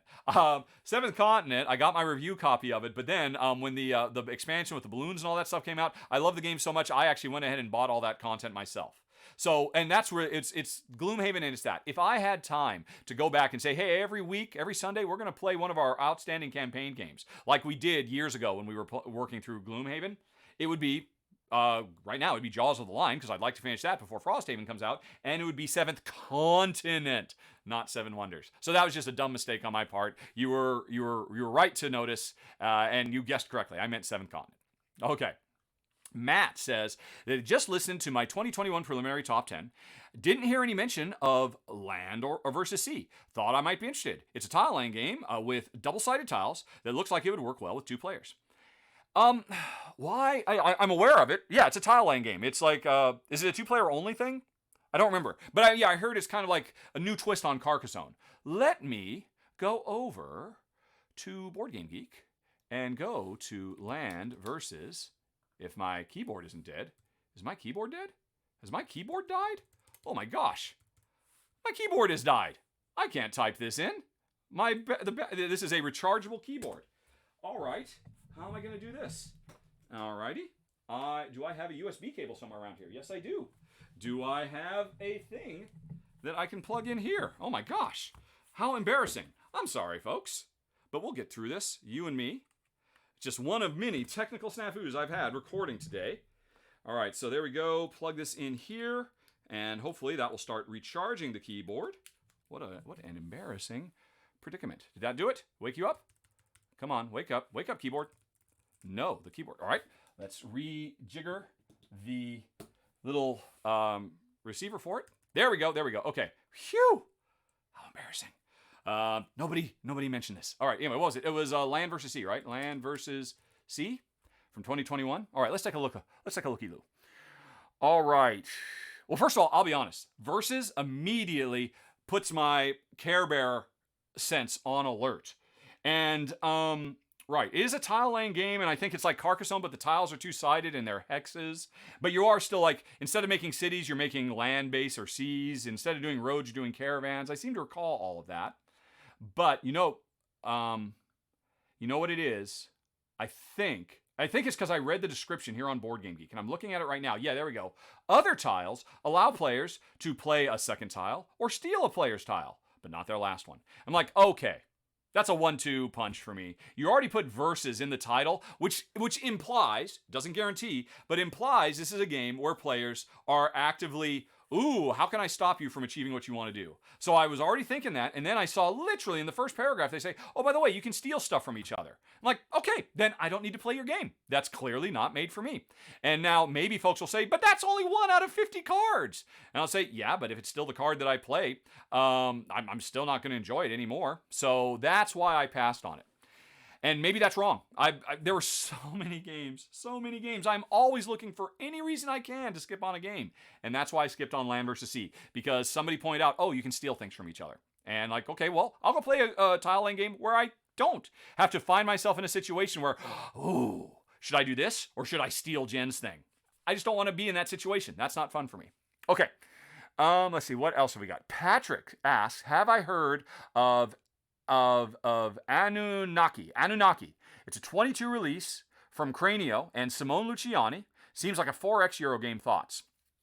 Well, it's from Simone Luciani. I should pay attention to it, but that doesn't sound familiar. And I think I know why. You just said it's a 4X Eurogame. You gave me a link. Let me go on ahead and follow the link. That will open up in Board Game Geek. Let's take a looky here. That's some nice cover art. Develop your alien civilization among ancient human tribes, gods, and space travel. Oh, so this is kind of like the same topic as, what was it, from Board and Dice? For Origin, First Builders. You know, the idea of, aliens. But this time we are actually the aliens instead of the humans getting the... That's cool. I like that subject matter. But, yeah, player fighting. 4X game. It's a 4X game from Simone Luciani and Danilo Sabio in an ancient dystopian past. Mythology and science fiction come together. This all sounds very good, except for that 4th freaking X, where every once in a while, it'd be a real shame if somebody came in there and burned down your village. That's what I have to do now because that is the best thing I can do. Because you didn't protect yourself, which means you should have spent the entire game preparing for inevitable attack from me. And Jen doesn't want to be in that situation. I don't want to be in that situation. That's why, let's see, did I mark it? I am subscribed, and I put a 4. I am thinking about it. My hope is at some point between now and whenever it comes out that I find out that, we actually have come with a co-op mode, or there's a way that you can eliminate all the attack cards or something like that. So I'm paying attention, but not much, because 4X is an instant, kiss of death for me and Jen. Okay, Scott has found that with multiple SM, and I believe he means Stonemaier games, but Viticulture has found this with several Stonemaier games, but Viticulture and Tapestry, particularly with expansions, are good examples. There are so many cards, the Tapestry cards, for example, but if drawn at the wrong time in the game, the card can be completely useless. Would these games work better with a tiered card system, like 7 Wonders, or a draw 2 or 3 and discard down to 1, or do you have another idea? I'm about to house rule Tapestry to draw 2 cards or discard 1, or have 3 face up like in Wingspan. I wouldn't blame you at all for that. It's really interesting you point this out. There is no two ways about it. I mean, if there is one thing, if there's a tell that Jamie Stegmaier has as a designer, it's that he loves to have wildly super powerful swingy cards that if you play it at the right time, boom! It's like an atomic bomb went off and it shifts everything. And I totally get why. That's a really cool, it's cool when those moments come off. But the downside to it, as you point out, is, but you know what? 75% of the time, I can't use this. And it's just dead weight. And I feel like an idiot taking an action to go and draw a card. And so what's up with that? Here's the thing. You could definitely do what you're talking about. Put 3 on the table. There's always one to get. Or whenever you get one, draw 2, keep 1 or something like that. But the thing is, Those are so powerful. And if you get that, still, there's going to be a case where, oh, what do you know? You drew 2, and they were both awesome for you, and you kept 1. And I drew 2, and they were both still crap for me, and I kept 1, and it was useless. I think what's more important, what Tapestry does is they give you ways to have other uses for those cards. Specifically, there are certain spots on progress tracks where you go, oh, I can come here. Hey, I can turn 5 cards into whatever it is, I don't remember, 3 cards into progress on another track or something like that. I think that's the way you do it. I will agree, Tapestry could use more of that. There's a few of them, and there could be more. Opportunities to use those cards that are in your hand that are dead to you because they're worthless as something else. Even if they were... Gosh, what could they be? There could be a lot of things. I mean, they could just be, hey, you know what? At the end of the game, every 3 Tapestry cards you have are worth a victory point, or 10 victory points, or something like that. Because a well-used Tapestry card could be worth 20 points to you. So, I would want to see something like that because, just reducing the randomness, but still leaving it there doesn't solve the problem. The way to solve the problem is to ensure that there's always a use for them. Like in Castles of Burgundy, my top 10, Steffenfeld Classic. Hey, you roll the dice. Sometimes the dice are nice, sometimes they're not. If they're not good, you can always use them to buy very valuable workers that will allow you to control the dice and are worth victory points at the end of the game. I'd like to see something like that. That they're multi-use cards in that they all have a, what it could be? Here's my rule. I'm making it up. I think this could make Tapestry a better game. You can use 3 Tapestry cards anytime you want. You can discard them to get any one resource you want. Any food or, science or whatever. And, I got all these cards, because sometimes you could win or lose based on, I just need 1 more brown cube. I think that's the way you do it. I think that means, every one of these is worth a third of a cube. And so if I've gotten 2 or 3 of them, and I'm never going to play this, but another cube means basically another turn or another half turn in this game. I think something like that. I don't know what the number would be. Maybe it's every 5 cards could be a cube or something like that. Because I would worry that would throw off the balance. And I know, balance? Jamie Stegmaier. That would be how I'd approach it. Tapestry, I think is better than Viticulture because there are at least some ways to make use of those cards. Viticulture was like, this is a great game if I'd drawn it at the beginning of the game, but I drew it at the end. It's useless, and there's nothing I can do with it at all. Viticulture, I think, needs something like that too, to really upper echelon those games. There's a reason I love these games, but they do not make it into my top 25. And you're articulating why. Just every 3 cards, or 5 cards, or 4 cards is worth a cube. That would, chef's kiss, fix it. Not that I think it's broken, because it would not invalidate those big, swingy, exciting moments you get. So anyway, that's how I would approach Tapestry. Give it a try. Let me know what you think. I'm really curious. Okay. Hi, Nelson. Hi, Rahdo, says Nelson. He doesn't say that. He probably did. I copy and paste out just the questions, and I leave out all the other stuff when I compile my big list of questions for the podcast. Nelson has 3 questions. Question number 1. Is Aeon's End, Gens, and my favorite cooperative deck builder? And if not, what is? I think it is, but you know what? Nelson, you can find out yourself by going to ranked.rahdo.com. But tell you what, I will save you the trouble. Let's do that myself. Let's go, because my keyboard is not dead now. Ranked.rahdo.com. All I have to do is type in RA because I go to this so often. All right, let's find Aeon's End on this list. And now let's move up and see if a higher ranked on it, is there another, what was it? Cooperative deck builder. I don't think there's going to be. Nope, Roll Camera is a cooperative, but it's a dice worker placement. And then Forbidden Planet is a pandemic co-op. Project Elite is a running around rolling dice co-op. Is the Maracaibo expansion, does it get co-op? I'm not sure, but we'll leave it off the list. Roll for the Galaxy, Dominion, Keyflower, Peloponnese. No, that's it. Yep, it's my highest ranked. There you go. Oh, no, it's not. No, it's not. Because my number 2 ranked game of all time, eclipsed only by Pandemic, my number 2, Pandemic's my number 1, my number 2 is Shadowrun Crossfire. So, Nelson, Shadowrun Crossfire, or Dragonfire, if you seek that out instead, is my number 1 of all time cooperative deck builder. Right. Back to you. Okay, number 2. How many Aeon's End, it looks like you were expecting Aeon's End to be my number 1. Oopsie. How many Aeon's End core expansions do I have? How do I organize them? Do I mix them together, or do they stay in the original box? Do I use baggies to organize cards? Oh, should I grab it? Where is it? Oh, there it is. Well, this is a podcast. You can't see it. But okay, there are some people watching. Hold on a second. Let me go grab it. And actually, you know what? I'm very thirsty. Let me get a drink of water. And then let me go snag it. Oh.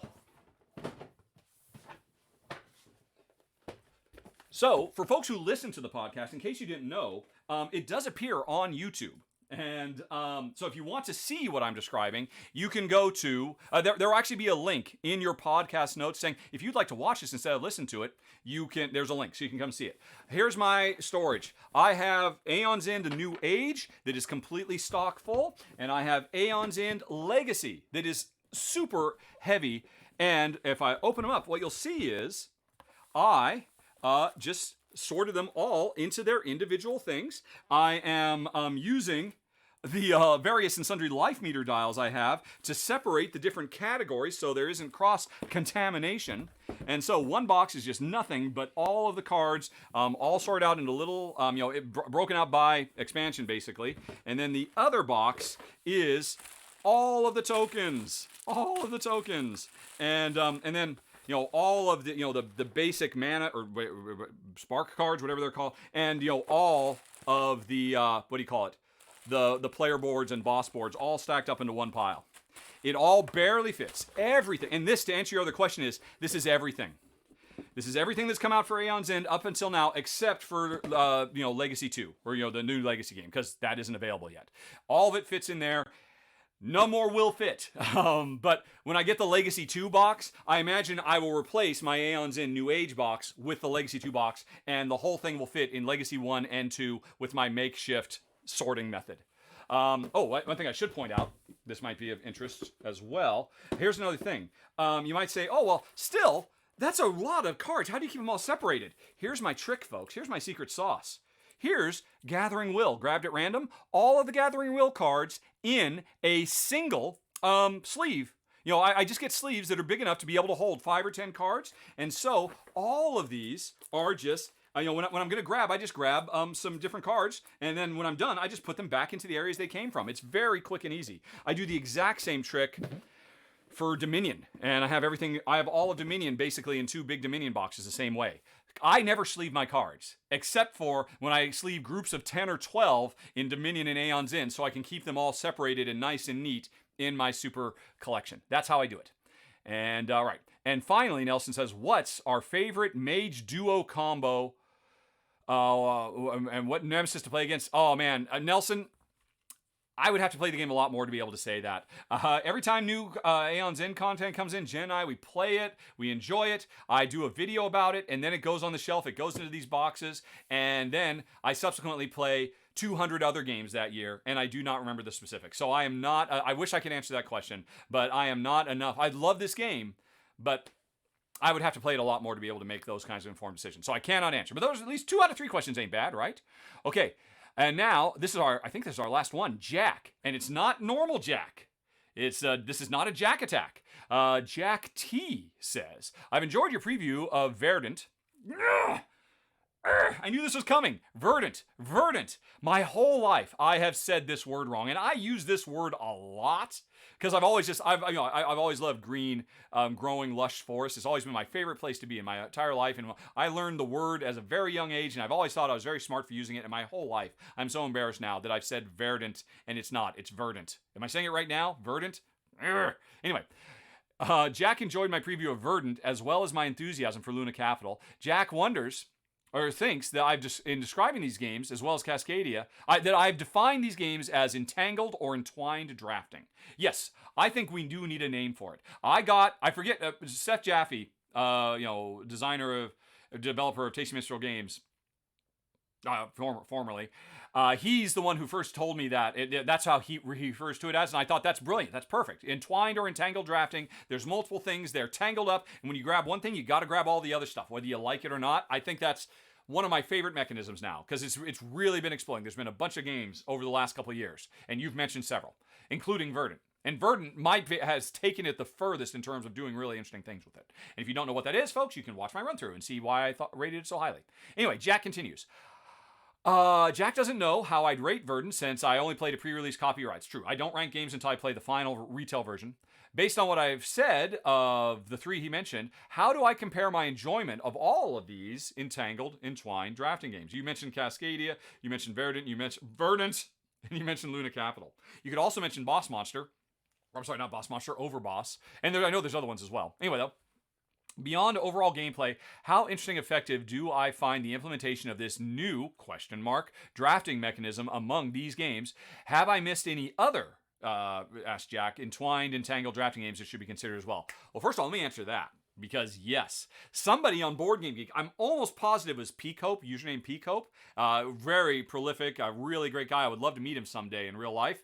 I think he pointed out to me when I was at one point or other talking about how much I enjoy entwined drafting. He said, well, what about Vikings? And I'm like, oh my gosh, I haven't thought about Vikings for years. Vikings, which came out, I think, in 2007, maybe? Something like that. I'm going to look it up. When did Vikings come out? Or Die Vikinger? In German, Vikings. Yep, 2007. From Michael Kiesling, not from Creamy Cage. That's the OG. That is the big daddy entwined drafting. I'm not saying it's the first one to do it, but it was the first one I ever played it at. And I mean, when he said this, I went back and looked at my video because I hadn't thought about this game for years. I'm like, oh my gosh, yes. And even back in 2007, it was doing cool stuff with entwined drafting that people aren't doing today. So, first of all, I'm sad. I'm very sad it's out of print. Who is it? Hans and Gluck. Come on, Hans and Gluck. Entwined drafting is all the rage these days. Everybody loves Michael Kiesling because of Azul. Bring it back, Vikings. It's the perfect time for it. And you'll give it a big, lush, lavish reprint and all that because it's a really cool take. Actually, okay, now I'm curious. I'm going to see, how does this rank for me? All right. I go back to the board. I'm going to go back to ranked.rahdo.com. Or no, I'm not going to go to, I'm going to go to games.rahdo.com. Which is another version of all my stuff, but actually with numbers. Vikings is my number 67 of all time. Overboss is my number 145. Let's see, you asked about Luna. Luna is my number 113. And I have not rated Verdant yet. Verdant! I have not rated Verdant yet, because I'm pretty sure. Yeah. Yep, there are Verdant. Yep, there it is on the list because I've run through it, but I don't actually have a copy. Verdant I would put in the same range as Luna Architect. But Vikings, above all. Vikings, you have to check it out. I'm sorry. Maybe it's something you can play on Board Game Arena, or what's the French, Le Boute Jeu or something like that. I forget the name of the French equivalent of Board Game Arena. I bet you there's some way you can play it digitally online today to see what it is. And oh my gosh. I have kept my copy. I'm so glad I have all these years. It makes me, just talking about it and thinking about it, makes me want to play it again. I have not played this game probably since probably in over a decade. But I kept, no, that's not true. It came out in 2007. I probably played it. I mean, when did I film it? Hold on, let's look at that. Vikings. Right. I put that video up. It was like my second or my third video. Yeah, this was like in my first 5 videos I ever did. I put it up on 2012. And chances are I probably have not played the game since then. Even back then, even when I was starting out, I was like, oh, well, I'd like to keep playing this now. But I filmed it, and I feel like I should play a game so I could film it. So why go back to stuff, that even all the way back, a decade ago now. One of the first videos I ever did. It's such a great, great game. And a really cool, interesting twist. It does some stuff that nobody else is doing now. And I think maybe everybody's forgotten about it. But Peacope didn't, and I now haven't, and I recommend it. Except you can't get it. Sorry about that. But yeah, I'm very impressed by Verdant. Verdant's twist is that, there's still the packets, but there's one thing in each packet that is entwined, a thing that you have to take that's entwined with 2 different things. And you get to pick what you want to take. Do I take the card above it or the card below it when I take the tile? That's really clever. That's doing more with the system, maybe less than what Vikings does, but more than what the other games you mentioned are. Well, no, Luna Architect does a thing where it does this escalation thing too, so that's actually really cool also. Or Luna Capital. But if anything, the Verdant approach actually makes it more forgiving. It's a more laid-back version. But I think they had to, because the tile laying you do in that game is just some of the harshest, most, tension-filled, restrictive stuff I've ever seen. So it kind of makes sense that they kind of eased off on how tension-filled they make the draft so that they can make the tile laying where the real rubber hits the road and it really becomes a tough tough choices. These are all great. I love this mechanism so much. It's so simple and so pure, and I cannot recommend enough going back, if you can find a way to do it, and checking out Vikings from Michael Kiesling. And I think that's it, folks. We are done with the questions. And now, I don't remember if I've been going so long, I don't remember. I mentioned up front, I'm streaming this live. There is an audience of about 81 people at this second who have been watching, I think just rapt attention, and I'm going to pause for a second and see if they've got any more questions they'd like to ask that we can throw on the podcast as well. So hang on, everybody, and we'll be right back. Phew! Hey, everybody, you still here? There's 81 of you. I don't know how many of you are lurking, because I encouraged everybody to lurk so I can hit those numbers, and thank you if you are, but oh, that was a lot of talking.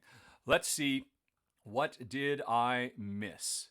All right, the hype looks like not much has changed. No big events happen, no raids or anything like that. That's cool. So start asking questions.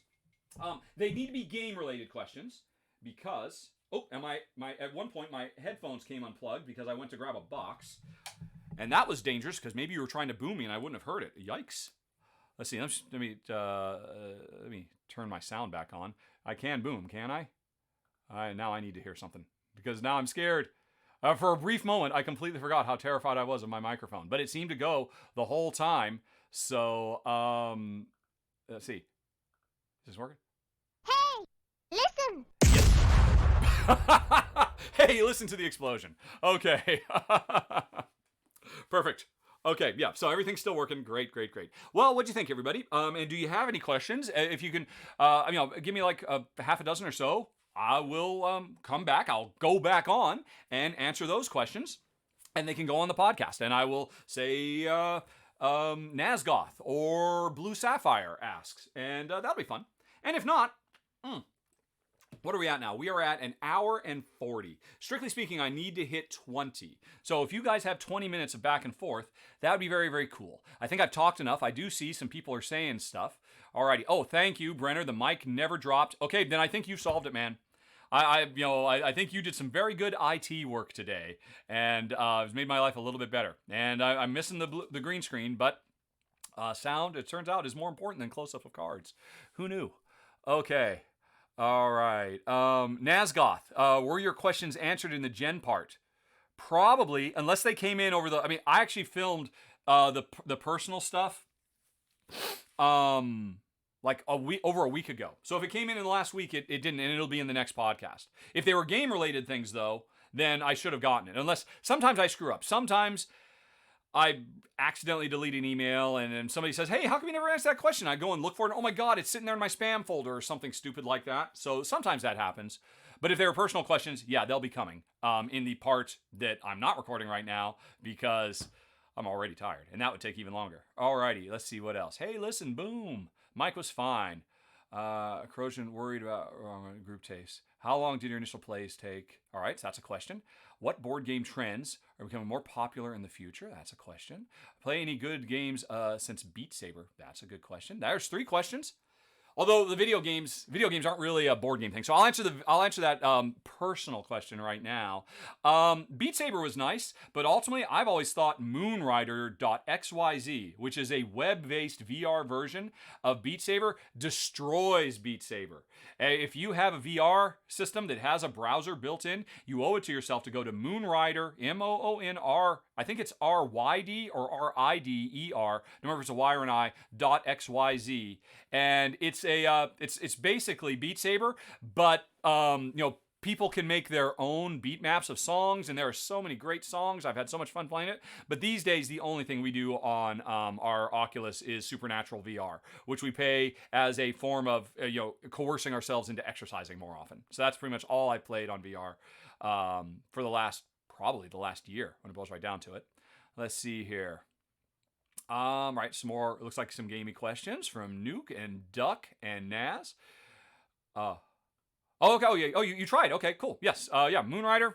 And unfortunately, I think, I did actually look at this the other day because I was talking to somebody else about it. It looks like it has not changed in 2 years. I think maybe it's been abandoned, but even still, it's got such an amazing library of stuff.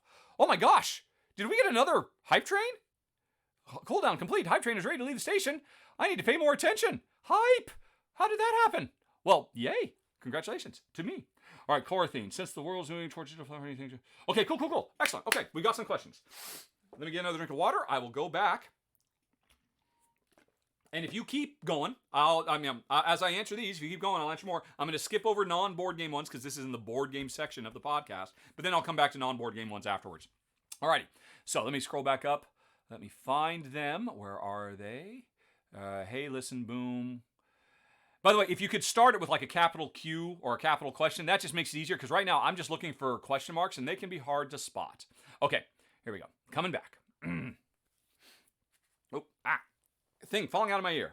I guess I do not need Aeon's. Well, I think I can leave them on screen. It's fine. All right. And am I crazy about NFTs? I'm really curious. That is the first time I have ever articulated any thought about crypto, Bitcoin, blockchain, NFT stuff anywhere in the world. And my thoughts were obviously very kind of preliminary. Tell me if I was crazy. But anyway, okay, we're going back. Okay, folks, it looks like we do have some questions coming in. Let's start with Games and Grub says that they're looking to pick up Corrosion, but are worried that it will run long for their group's taste. How long did our initial plays take?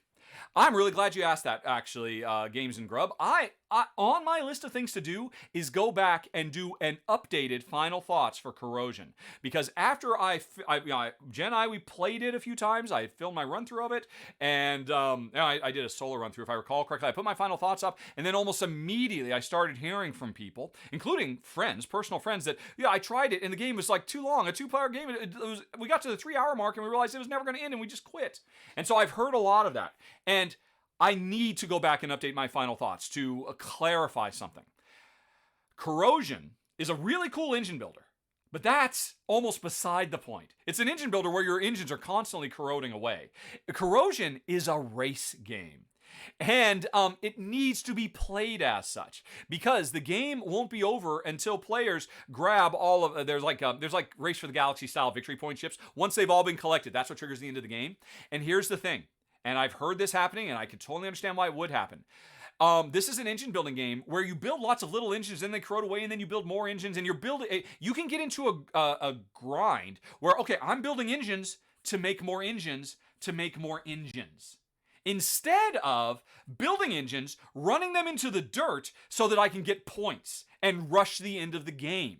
It's very possible, because time in this game does not move forward unless players choose to do it. It's very interesting. It's a time-sensitive game, like Zolkin, where the passage of time affects everything, but players choose when they want time to move forward instead of it happening automatically at the end of every round or something like that. And what that means is players can get into a mode where, look, I'm just going to hire a whole bunch of engineers. I'm going to hire a ton of them, and then I'm going to play all of them, and then I'm going to use the resources I got from them to recall them so I can play them again and get into this loop without ever moving forward time. And one of the things that happens every time time moves forward 4 times, one of those little victory point chips gets grabbed. And the thing is, you need to be playing this game fast. I guarantee, if you play the game where you're just trying to do maximum efficiency, build super engines, and get to where, look, I can reuse all of my engineers 5 times before I have to move time forward. If you do that, if you spend all your time doing that, if you're playing against me, you will lose. Because I'll build fast, dirty engines, and I will move forward time all the time and burn those engines to the ground, corrode them away to nothing, so I can just snag all the points. And the game will be over, and I will win. And you will have been playing a game that was going to take you 5 hours, and I was playing a game that took an hour. Because this is a game that, if you play smartly, a 2-player game shouldn't take you more than an hour, really. But the game does nothing to incentivize that. There's no helpful hint in the rulebook warning players. I think the developers just assumed that, everybody, of course, will do this. Now, here's the interesting thing. If you go watch my run-through of Corrosion, I played solo.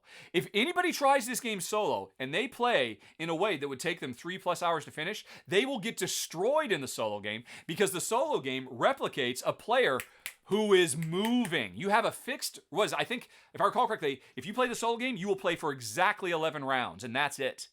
Now, playing against human players can make moves that means, we'll play for literally 50 rounds, and the game still won't be over. But that's not the fault of the game. It's the fault of the players. And if just one player decides, Well, screw that. I'm not going to be hyper efficient. I'm going to burn my engineers. I'm going to corrode my machines I'm building, so I can just grab points. They will run the game clock out, and they will win. So it's a big oversight of the developers not to have foreseen the fact that people outside of their playtest groups would make this reasonable assumption. And that has led to some confusion. And I thank you, Games Grub, because it's on my list of things to do. I've forgotten. I do need to update my final thoughts to make that clear. And now there's another thing that's happening too. I actually complained in my final thoughts that it would be great. The first act of the game is kind of a slow ramp up, and I thought it'd be really great if everybody had like starting player powers or an engine they already had that they could use for a while. They're releasing a promo pack that does exactly that. Everybody gets a unique starting player engine that kind of ramps up the game and gets it going quicker. So that's coming soon. I don't know any particulars of how it's going to be made available. I assume you'd be able to buy it for $5 on their website or something like that, or get it from them at conventions. I don't know. That that's still early days. There's nothing final. They did show me pictures of them. I'm like, oh yeah, that would definitely speed the game up. So I got to see a little advanced, but I can't show any of that stuff. But anyway, yeah. Corrosion will play as fast or as slow as players want it to. And that's a problem for players who decide to play really, really slow. My natural inclination as a player is to always race. I am always, forget about those two birds in the bush. I want this one in the hand right now. And played like that, it'll zip, it'll sing. All right, good question. Let's see. Next up. Okay.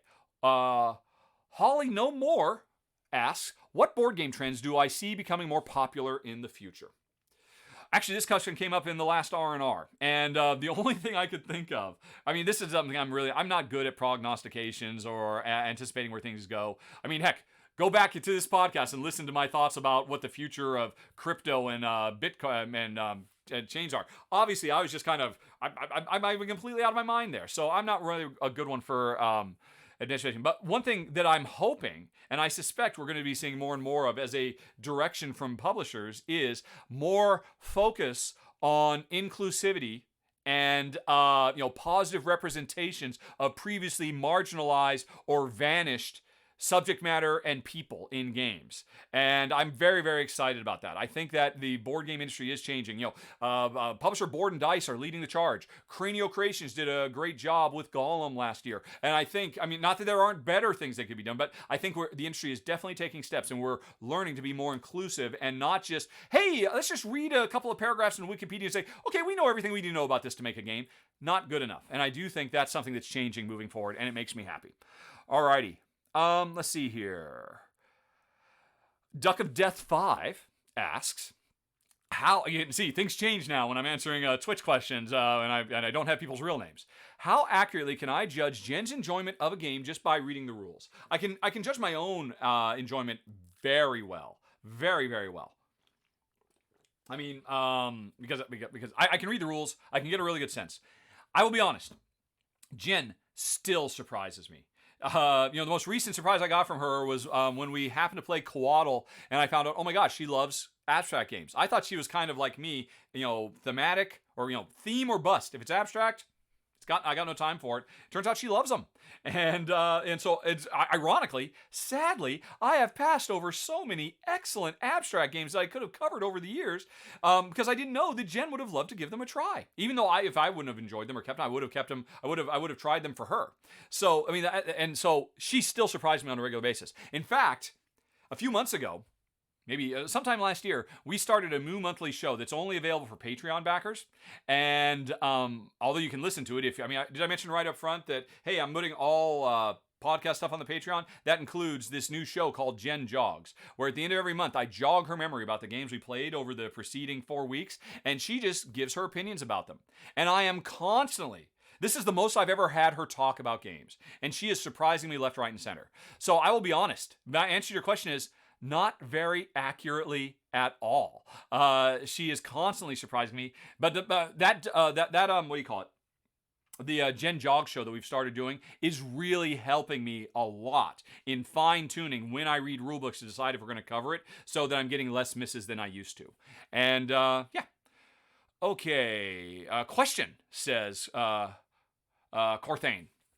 Since the world is moving more and more towards digital platforms, do I think the print and play platform will continue to grow, or will physical products stay king? Well, the thing is, Corthane, I don't know how old you are, but if you're my age or younger, in our lifetimes, I believe 3D printers will be as common in every house in first world countries, in Western countries, as inkjet printers are today. It's going to take like 20 years or something like that. But in 20 years from now, and just the way you say, oh, everybody has, sometimes they have to print stuff out or make photocopies, everybody's going to have a 3D printer in their house. Because they will become so easy, so ubiquitous, so good to use. And that will actually tie back into all that NFT stuff I was talking about, where people actually, currently, people make stuff for 3D printers and they just put them out there and they get nothing for it. Maybe they get a little, hey, could you give me a coffee or something like that, which is an online, kind of fundraising platform. When everybody has 3D printers and NFTs allow you to maintain ownership of your original thing, then I can imagine, I don't know exactly how it'll work, but I can imagine things will change. And to your question about print and plays, I think it is not outside the realm of possibility. Hey, that question about Cool Mini or not, maybe this decision they're doing right now leads 20 years from now to Zombicide 15 being something that you no longer buy from a store. You download board games and you print them out yourself. That is definitely a possibility.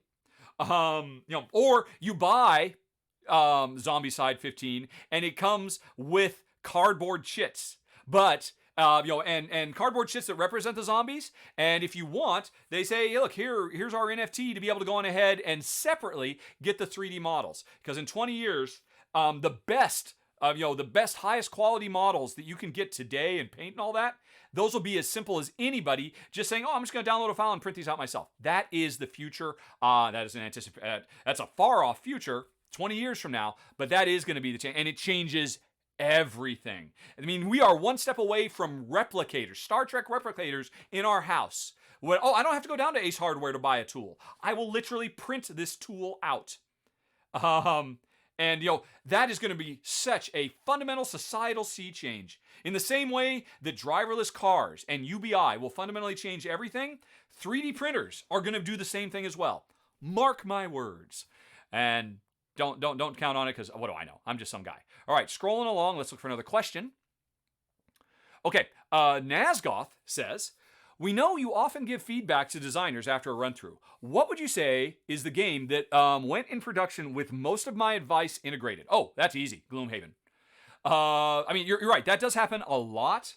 I've made significant changes. I would say probably the publisher where I have the most consistent impact is Red Raven Games, because I often get to play Ryan Lockett's games early, and Ryan is very interested in talking to me about design.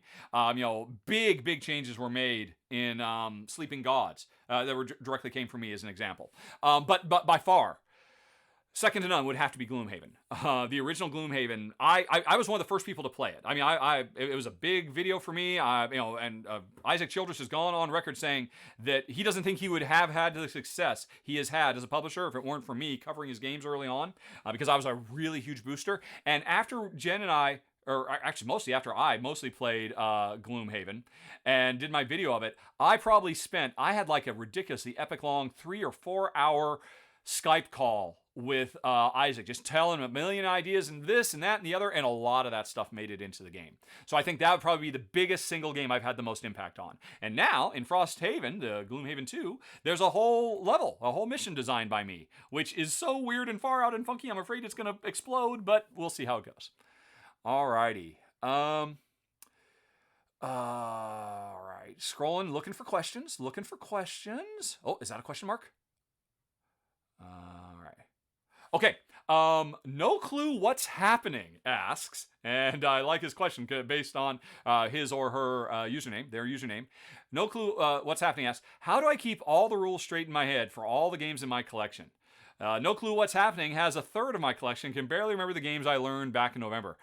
Hey, what makes you think I'm any different, man? Have you seen how many goofs I make in my run-throughs? A sizable portion of rules goof I make in run-throughs, it is often the case And, Paulo can see this sometimes because, he like checks me back and back that if there were like a few games that I played all like in a tight period of time and I had to film them all really quick, you will see sometimes I make mistakes where, I drew 5 cards and kept one.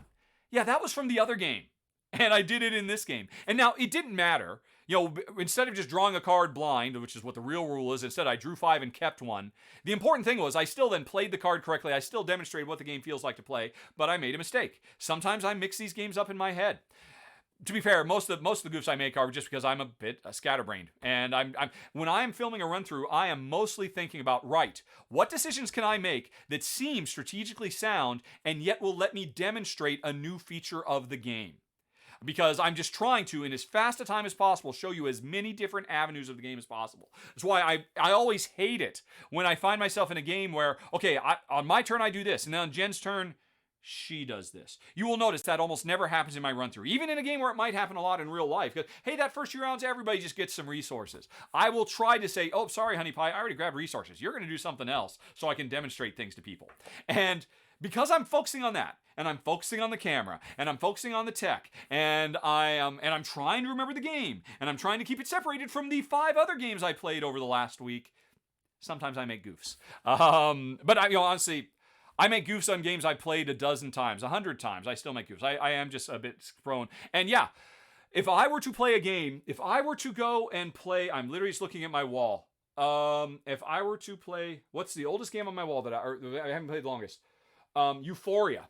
If I were to play Euphoria from Stonemaier Games, it's exposed because I pulled Tapestry off the board. I wouldn't remember anything about it. Here's what I would do. I would actually literally go back and watch my run through of it at like 3x speed to kind of jog my memory, and that would let me skim the rules, and then I'd be ready to play. That's how I do it. Now, that's a game I haven't played for a while. I haven't played My Farm Shop for 6 or 8 months. In that case, I think I would just have to skim the rules. That one's much more fresh in my mind, but not fresh enough to sit down and play at all. Okay.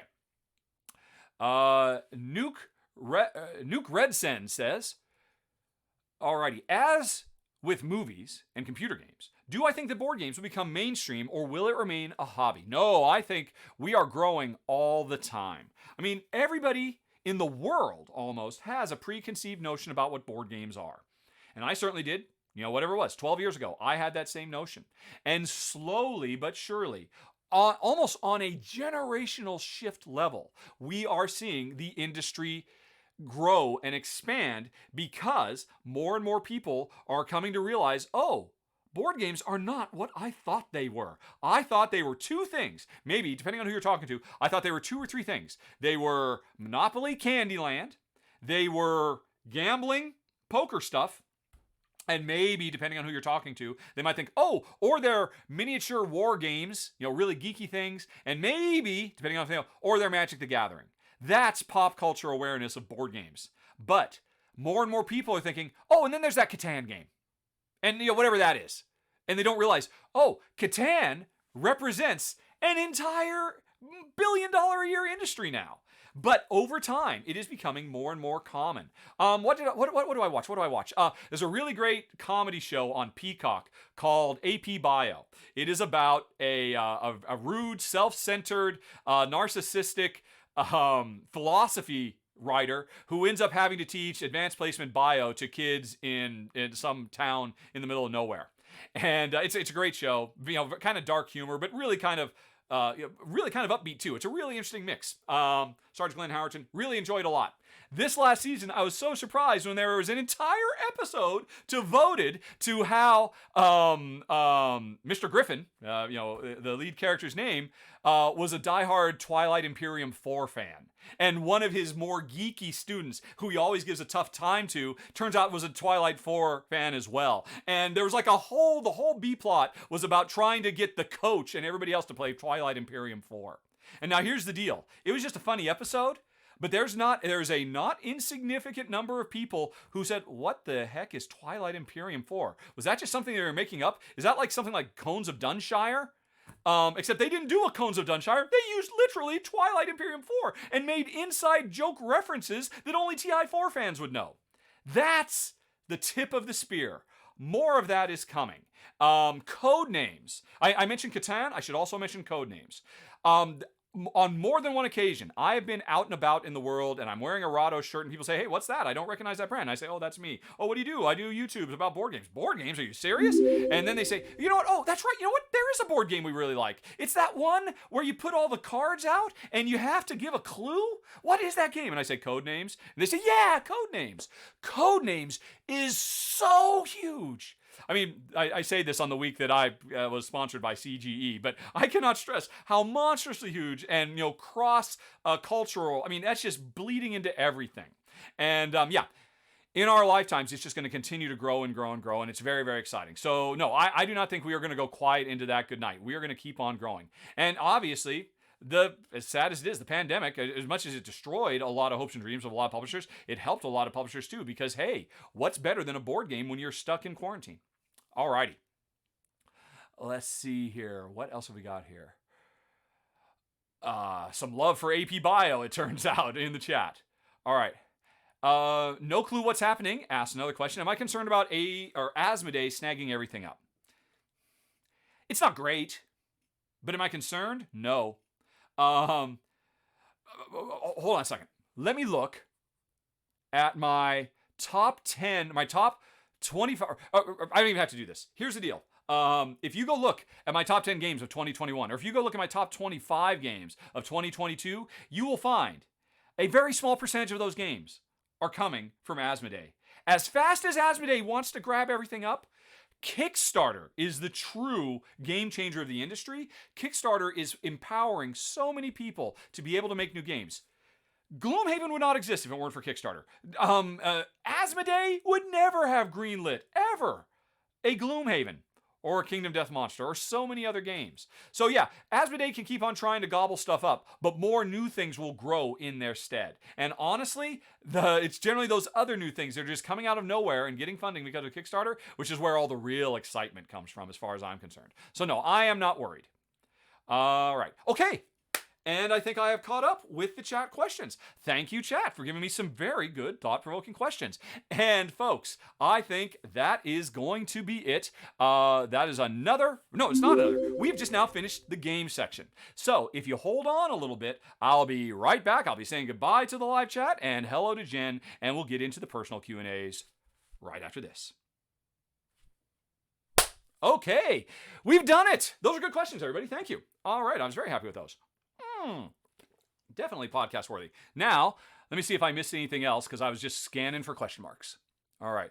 Oh, I did see somebody said something about, all right, so Blue Sapphire says NFTs are hard because it's new tech. People don't understand the general hatred. I think the majority of the hatred, it is a legitimate concern that blockchain stuff, that crypto mining is environmentally terrible. There's no choice about it. In 10 years, that will not be the case anymore. And in the meantime, crypto fans will talk about a lot of the energy that's going towards crypto is previously untapped energy. There's a reason why there's crypto mines all over the place in, next to, natural dams and,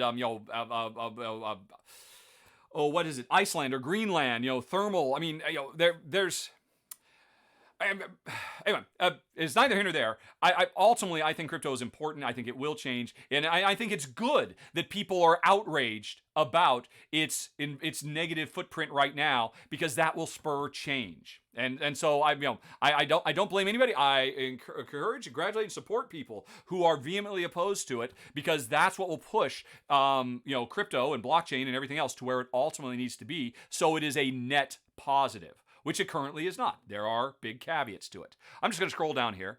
Alrighty. You're a good point. Traxios also says there's a lot. I mean, obviously, one of the main things crypto is right now is the ultimate tax avoidance scheme. And that's unfortunate. But you know what? If it didn't exist, there's still ample other ways for the super rich to avoid paying their fair share. That crypto hasn't changed it. It's just given them another tool in the toolbox. And I think ultimately over time, as governments catch up, those issues are going to be less prevalent. Definitely. Okay. I certainly wish it occurred to me to buy a Bitcoin 10 years ago. But who knew? Some people did, and some people got lucky. Okay. I think we're caught up. Oh man, thanks everybody for making it. I am looking forward to finishing so that Twitch will send me my little, I'm hoping I averaged around 80. It looked like I was up 85 most of the time, sometimes dropping into the mid 70s. So if I averaged 80, then this was a success. Kapla. And we'll see if I make partner in a couple of weeks. But otherwise, thanks for showing up. Remember, Monday next week, where'd it go? I'm going to be streaming this live to basically make my run through. When I start this stream on Monday, this will still be in the box. I will do everything. I'll walk through setting up, how I do my camera stuff, and then I'll do the run through and all of that. And maybe, unlike most of my run throughs where I just play a little while to show the game and then I stop, for you, I'll probably finish. I'll probably play through the whole thing. So that's my plan. And then Tuesday, Ruel, we're back with the R&R. Ruel's really keen on doing a top 10 games that you can play remotely. Maybe this week will be the week we do it, or next week, because I'm totally cool with that. And then Wednesday, Ruel and I will be doing a head-to-head playing Savannah Park. He said he just got his Savannah Park stuff that I mailed him. I mailed him half of my copy. So now this box only has enough components in it for 2. All the rest of the components are down in Southern California, and he and I will be playing that on Wednesday live. And then on Thursday, he will be doing Skate Summer, which looks like a very, very cool upcoming Kickstarter as well. And hopefully, after all 4 of those days, if we can keep those numbers up, partnership! Yay! Brenner, I agree. That is an excellent time to applaud. And I applaud all of you for sticking it out, and even for the lurkers for helping every way you can. And now, let's raid somebody. So folks, let's see. Yeah, so folks can get some more channel points and start spending them to make Ruel and I do things. Who is live right now? Gen Con TV. I do not recognize these people, but they look like they're happy and having fun. Oh, but then I have to watch an ad. I wonder if I watch the ad, if that means you don't have to when the raid happens. Right. I'm gonna give that a go. They look like 3 young, happy people, not old, gray-haired guys, which is what so much content creation is. Let's hear some from young people talking about board games for a change. That sounds very, very cool. Let's raid them. Here we go. Something went wrong. Oh, dear. Oh, no. Oh, no. This happened once before. Let's try it again. Try it again. Try it again. Start the raid. Something went wrong. Okay, so now somebody told me I can manual type in raid Gen Con TV. And there's a problem starting the raid. Please try again in a minute. What? Oh, no. Maybe there will be no raid. What's wrong? All right, you're all still here. You're ready to raid. Okay, it says, please try again in a minute. We're going to try again in a minute. Hey, we started with back-breaking, mind-melting technical difficulties. Why not end with them for no reason? I mean, I've raided so well, so successfully for so long now. Yep, something wrong. Okay, tell you what, I'm going to come over here and go to, in a different browser, my creator dashboard, and see if you'll let me do it over there. Raid, Gen Con TV, start the raid. Something went wrong. Try running this quick action again later. Oh, no, I'm so sorry, kids. Raid, Gen, how do you spell it? Gen Con TV. There's a problem starting the raid. I can't do it. Okay, maybe it's just them. Oh, maybe they're gone. Maybe that's the problem. No, it says they're still here, but let's see if maybe it's just, all right, try somebody else. Board games. Who else is on? Right, sorry, Gen Con TV. It's not me, it's not you. Oh, there's Panda, or Amanda Panda. She is playing, she's playing skill pinball. That is an excellent roll and write. Hopefully I can raid her. Let's see if that works. That is working. Okay, Gen Con TV doesn't want to hear from me. I guess that was the problem. Here we come. Incoming, Jackie and Amanda. Looks like they're doing some fun roll and write. Go get them, everybody. Raid. And my microphone is still working. Yay. Thank heavens. Oh, man, that was so terrifying. Let's see. So I'm just going to watch, make sure the raid goes through. They are rolling. Oh, it looks like, they're playing with the audience. Oh, that's cool.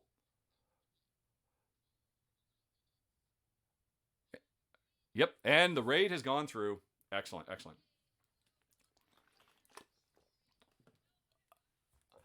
Hi, Jackie. Not that you can hear me right now, but hello, Jackie, and hello. Can you hear this? Can you hear them on me? I guess if I undid this. 42? Yeah. So there they are. 4. That's warmed over. Welcome, everyone. Okay. Thank you so much. It looks like everything's going fine now, so I am out still. But now I have to go and spend a couple hours editing all this together to make the podcast with down. The Golf for Talk to Gold everybody. match. See you next It's week. been so much So fun. long. Bye-bye. Bosinator was here just a moment. Bye-bye. Bye bye. Bye bye. Bye bye.